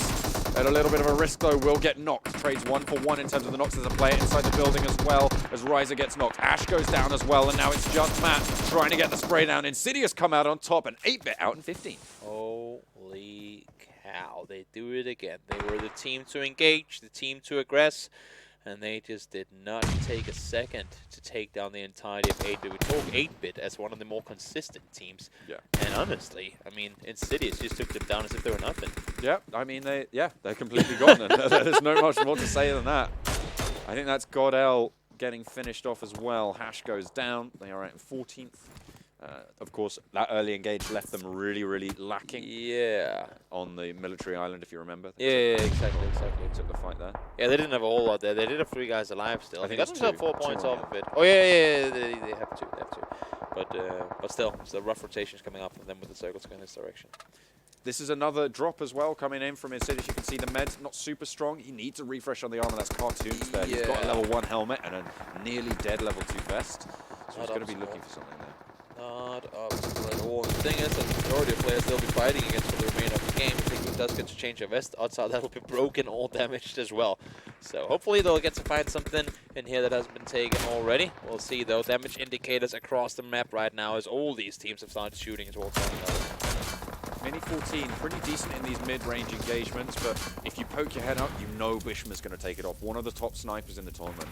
It for Insidious as well, so he's got a lot of backup from the rest of his squad. North of Chopsticks, actually quite a valuable zone, because you know that no one's really going to be able to cross that open terrain to the north of you, and so you're really only worried to the south. Also, as we talked about before, compared to on the PC, because you're on a phone and it's limited what specs you can put on there, they are sort of prioritizing the performance over the tons of details and graphics. So when you're out in the open here, you're really in the open. Even though you're proning in the fields, still rather easy to see, especially with all those glowing green and red, and I don't know what skins they have on their weapons. Doesn't exactly make them more camouflage. So if they have to make that traverse from the far south to the north, do you run in a gutter, being Chopsticks, where everyone can see you, or do you run in the field, where everyone can see you? You have to decide, because the guys that are south now, well, they ain't going to be south for much longer. ZFX have got control of that right-hand chopstick. Of course, the chopsticks being the 2 bunkers that run along. One of them being on your screen right now. Sewage kind of thingies. On your mini-map. Yeah. What is it actually? I don't is it like a? It's like a reservoir thing, right? It's like, you know how when you play GTA and they have like the missions down like the LA River kind of thing. I think it's like a flood prevention system. Yeah, exactly, where all the water runs into. Or something. Yeah, and you also do have the sewage thing down in the end, so it makes perfect sense. Seems reasonable. But over on the south, HYDRA are going to have a little bit of problem as well as people start to move north, because of course everybody's clustered up here. At 5, the number circle, the number phase that we always say to look for the action, because this is where all these teams are forced to be competing for the same position. And the thing is, normally in this type of circle, you'd be down to something like 35 people already, just because it's so open. But it's because teams have actually somehow managed to sneak their way and get into positions. It's just going to make things so hard for all these guys that are actually already in the center. They're going to get pushed up by one team. They'll have to deal with them, and then there's going to be waves and waves of teams coming in following them immediately after. And actually, this is where actually being in one of the chopsticks is a decent position. It could be, ZFX, they have got a lot of cover. No one's really going to want to push towards them because there's so many teams around. The thing is, if they do, though, and they try to sort of scare them away, this is where people will overcommit and fully commit to engages on you. I mean, if you circle 1, circle 2, and you shoot them at them early from a decent distance, they'll just take a left turn, take a right turn, take another compound. Here they know, guys, we're going chopsticks. There's no way around it. There's nothing else available. We're going to full on send it in there, and we're going to play it till we die. So expect some more kamikaze style driving when you go late game than what you do early game. They have got some presence outside in the form of King. Yeah. So they are going to be okay, but HYDRA, ooh, they're really having a bad time of it at the moment. Those nades just layering on down from GodsReign. Yeah, these nades ain't making life easy, that's for sure. Joker, you can see trying to get some sort of vision above. Joker has been the one today, I feel like, that whenever they have lost a player early, it's more often than not been him that's been going down. Whether it's because he's the info gatherer and the one to peek out and be a little aggressive, I don't know. But man, oh, holy cow, he was not wasting any time jumping in. Maybe a bit too over-aggressive, though, because his team was nowhere near him. Does get to a little bit of cover. Twisters there. They might opt to drop down, and with that nade, that gives them a little bit of respite. But the rest of the Indian Tigers, they're there. They're ready for it. Let's see what they're able to get done. This next circle about to pop in just a second as well. He's going to start to push. The push comes in from Prince. He's looking for the frags, looking to get the confirm, but TSK has dropped down. It's now Prince to look for the spray, tries to find the damage, gets another knock as well, and no one's there to pick him up. He's able to get away with it. The rest of his team clear up GodsReign, and they go out in 12th. Holy moly, Prince. You gotta buy your friends around on that one. You were jumping there in the middle, shooting all that you could, but your teammates from further north, they were just holding your back. 3 guys jumped down. You only got the knock on one of them. The teammates were there to help out. That's really, really impressive teamwork. Because I was gonna compliment them for jumping down so well coordinated. It just didn't work out. I mean, it should have worked out by all accounts. It was just good gunplay from the rest of his team. ZFX now actually in a very good spot. They're dead center circle. They've got some of the only cover going, and they have control of that entire section of the map, which splits it in twain. Yeah, this is going to be an interesting circle coming in for the teams that are in the northern side of things. We're down to 39, more players alive than we would have expected. And, well, I mean, at this point, there's not going to be room enough for all the teams. And here you see Carey doing what he's best at, taking out players in the distance with the DP right there. In this case, Tempest taken down, but he should be able to get rest. Question is, how long can they stay there? Sky looking to peek his head out. It's dangerous to stay there because you're over the edge. Evil big fellas, they're taking a lot of damage from this zone. You can see Orb trying to fight and fancy around the rest of that cover, but really not doing so hot. Sharko able to get away with it. You can see he's just going to run out of the blue. He has to make a push, though, and RIP official are in front of them. Wow. That's then eliminated. Annihilated. He had full level 3 gear, and it seemed like one bullet took him out there. Just headshot on headshot. Really well done by the opponents. Looks like Sam had a little bit of indication that existence was snaking his way through the long grass, and there the runs come through. Oh, timing! And he drops it into the trench as well. Down goes White, and he's going to get 3. Line him up. Prince now has to return the favor for the rest of his team, but existence rolls down from on high, drops on in. Prince now the last left standing, but another player should be in to deal with him. Is Prince going to be able to stand strong? Nope, he goes down, and they are dismounted. The Indian Tigers get a taste of their own medicine. Holy moly, that was a really, really well executed play. The nades came in, the smoke came in to return. They knew their vision was obscured. He took advantage of it and just, well, annihilated them. Not a whole lot more to it. 1v2 in the beginning, and then team help coming in from the end there. It's going to put them in a really good position here. Insidious dropped down into that second chopstick as well, and they're getting challenged. ZFX, they will be able to take one down, but they get the res. A nade over the top. Who's it going to land on? Is it going to get it? Yeah, should be the finish off, right? I think that was just I think that was a Molotov. I think that was the Molotov on the back. You can see Piano Guy is down. They don't have control of this position now. There's no way that they can get to Piano Guy. That smoke is there, but they will see this cross. He is out. There's no way you're going to risk it. He has a position inside the circle still, and there's no way in hell you're going to go down to get that rest on up, because if they realize there's one more, there would be smoke coming your way. 8 teams into phase 7. That is impressive, not going to lie. I mean, ooh! Okay. Smoke, you take that one to your teeth. Oh dear, that's straight from inside the shack as well. You can see Viru completely safe there. He might just lob another one in. He's going to go there, but he's just behind the cover. One more, Viru. He's going to be able to pop the res. Of course, in third person, he might just be able to get the top over, but no, DAKU, come in. They're going to save the day. Don't open that door if you ain't planning on going out the door anyway. There's just... Use that cover to your advantage. He opened it, he got shot from the side, and that's just a really bad timing on his part. The team that I'm looking at the moment is HYDRA. They are in a crucial position in terms of that southern flank and the rotations moving through there. SKUL are being denied by them right now. You can see they are taking heavy casualties as well. Piano guy gets finished off. You've got DAKU as well on the other side, and HYDRA are just blocking everyone off. See Masic trying to stay put here. Does get knocked, but they have the ridge line to work with. They got themselves smokes thrown, so that should be pushing from the side. There will be at least a little bit of obscured vision and prevented full-on pushes through. But as I say that, HYDRA, they know that it's the team to beat that's on the other side, and they're committed on it. They find one, they're going to confirm the other as well. It's just two players, will be able to get him up as well. Goes for the peak omen now, spotted out, goes for it, gets the knock, and it's a raffle off. Double kill for GODL. Holy cow, what a good performance there. We just see them back to back as if this is the gutter of impressive plays. We've seen it 3 times now with crazy things happening, and somehow HYDRA take out the team to beat an Insidious. But now it's DAKU's turn. Yeah? They are the ones who are going to be looking to drop onto HYDRA. You can see, oh, there we go. There's the nade. That's exactly what you want to see. One player down for DAKU, managed to make it to the shack. No one really there to pressure them. But everybody who's been in the bunker, in the chopstick, has been dismounted. They've been sent away. Oh, dear. One more. GODL goes down, and Bishma gets eliminated as well. Beautifully done there. I believe they only have one player alive in the feet, right? Lancer jumped down to take the aggressive play. Gonna get the rest on up here as well. And I believe... No, they do have 2 guys up. Oh, it's SKUL's turn now. Who's going to drop in next? it's really the question. Everybody's just piling in, one after the other. Striker gone down. Joker all by himself now. I think this might be the last play. Yeah, oh no, they still have 2 players at the moment for SKUL. See, they're both just snaking their way inwards. Next circle, in they go, and they just get eliminated. There we go. HYDRA out 5th.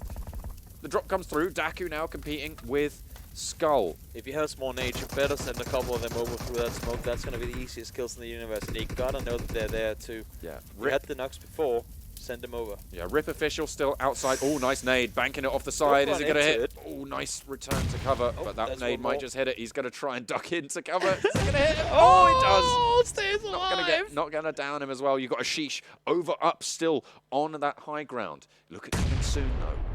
Look where they are. They are just crawling around. And the great thing is, nobody's really going to be looking out that way. I mean, Rip Official are, but DAKU, they're just holding those angles so they can continue to snake and allow teams to place them up. I mean, if you're really wise and you're coming soon, you're just throwing it down here and waiting for teams to make that walk on out. It's going to be oh so easy for you to take the fight once they do try to. But you have to deal with the guys that are on your plateau as well. Rip, they have 3 players up. Kind of been the overshadowed team in all of the action we've had in the gutter. There's another nade going out and up. There's the spray down as well. Cigar takes a lot of damage. It's suppressed. The shots come off, but it's going to land. I think he got a little bit... more luck than skill and aspects and everything here. But they still have a player. She's still left standing.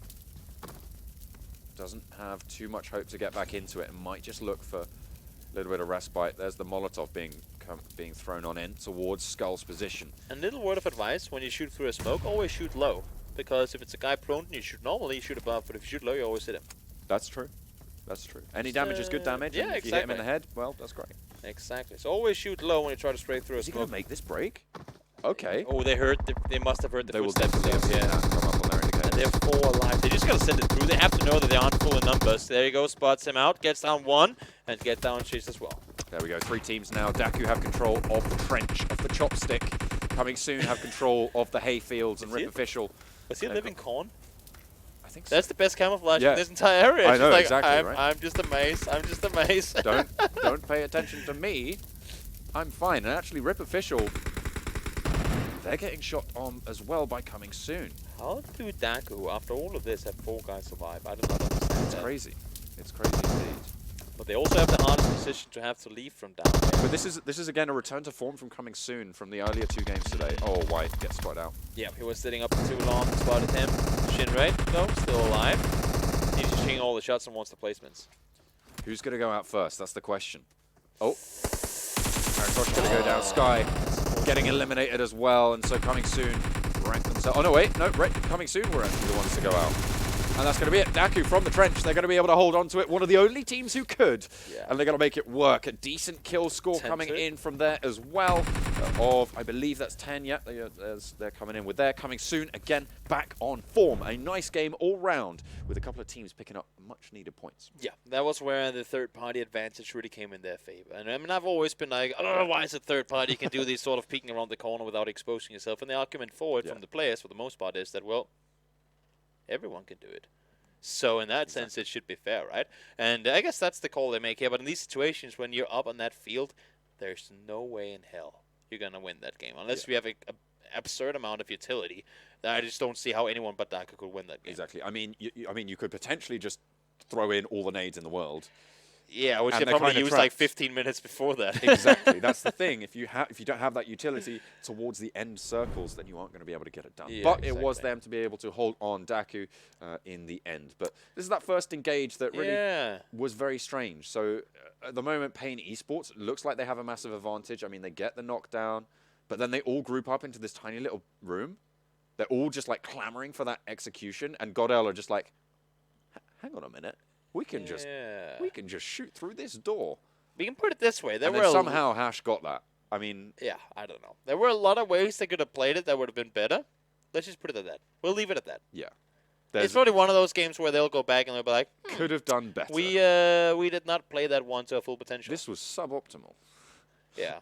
That's kind of... For 8-bit as well, I mean, honestly, they were holding this compound for quite a while. They got pulled up on by the guys in Insidious, and they was just, I mean, what does it take? 5-7 seconds. 4 guys dead, only 1 knocked on your side, got him back up on the other side. Yeah, this was the first drop down. Prince, his teammates really came through. Yeah, they held through. They held for sure. So that was the Indian Tigers drop down, at which stage they started to take control. And it was a case of everyone just layering down on top. There's coming soon, starting to take the trench. Of course, and then Prince had to go for the spray, wasn't quite able to get to do it, and that was the Indian Tigers getting dismounted, then Insidious dropped in, and then HYDRA came in, and then DAKU came in. It was so many times that this position was competed for and taken over. It was absolute madness in the aspect of how many teams jumped down and somehow got out of there alive. I mean, it was not something you see too often, and in the end I think it would be DAKU to be the last team to jump in, and the team to take the win with 10 kills to it as well. It's a nice performance. It certainly is. I'll be interested to see exactly how it all panned out. You can see the team that really unsuspecting that we actually see them down the bottom there, 8-bit. They just couldn't do anything. I mean, Insidious, they just came in with so much speed and so much aggression that they just were not prepared to take the fight. Of course, the order of these teams is based on points, not their placement. So make sure that you are paying attention to that. Yeah, total points. Yeah, total points, which includes both kills and placement. So you can see GODL and Orb getting the same score there. Despite having different placements and things. Coming soon. Again, they had a blunder of a game last one, and they made up for it. Of course, as well, Team Insidious, they placed 6th, 19 points. That's not all that bad. They are normally sat at around, I think, 20, 22, 23 points on their matches, so it's not too far in terms of that variance. So all in all, a pretty decent showing. They got 7 kills on the board, which really helped to bolster those numbers. Yeah, I mean, for coming soon to get 7 here as well, they got 13, they got 26, they got themselves 33 kills in 3 of their 4 games. Yeah. That is very, very impressive. That's pretty nutty. So I think they're up to a total of, with 19 on top of 96, 88, then they had a 4.92 plus another 19 now, so 111. Math on cast, by the way, guys. Absolutely. 111 points for them today. It's a very decent showing. 100 a day keeps the doctors away. And certainly keeps you out of the red zone. Keeps elimination away, that's for sure. Yeah, keeps the red zone away.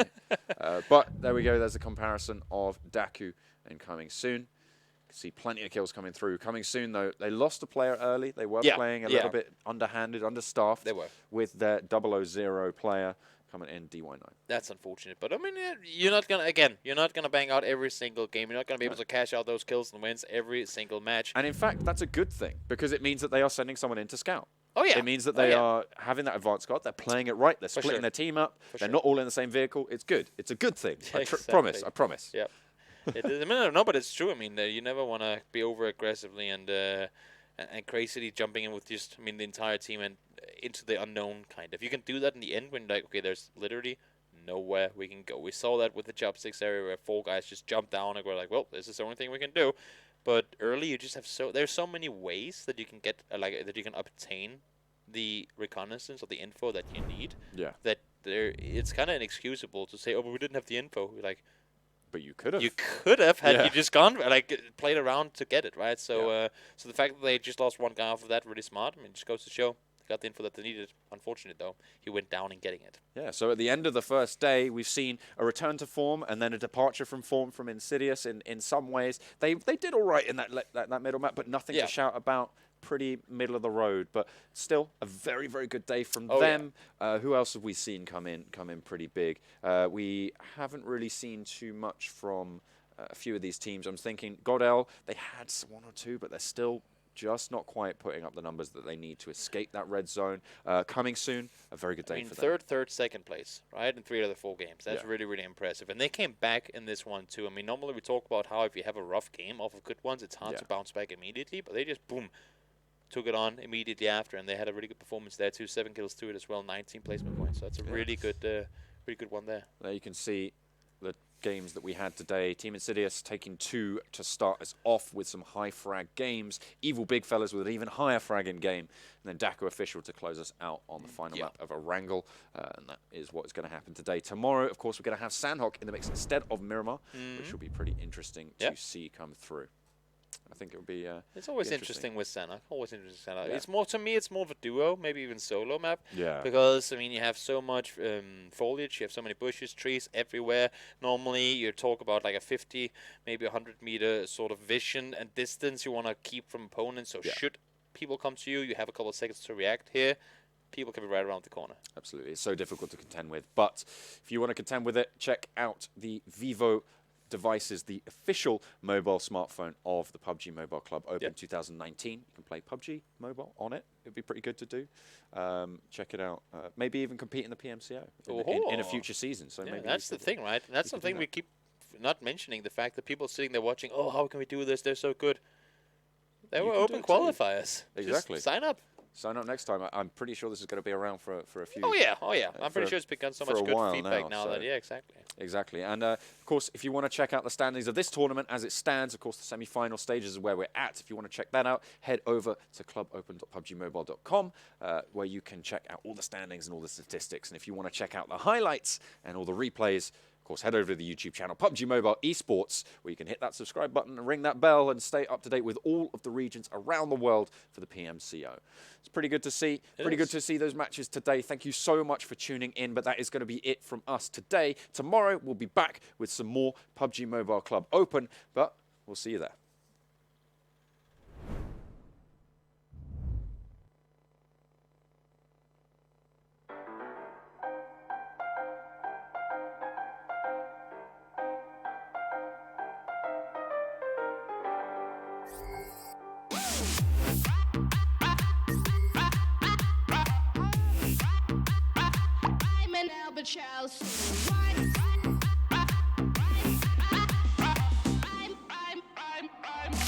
World's first 32-megapixel pop-up selfie camera, Vivo V15, V15 Pro.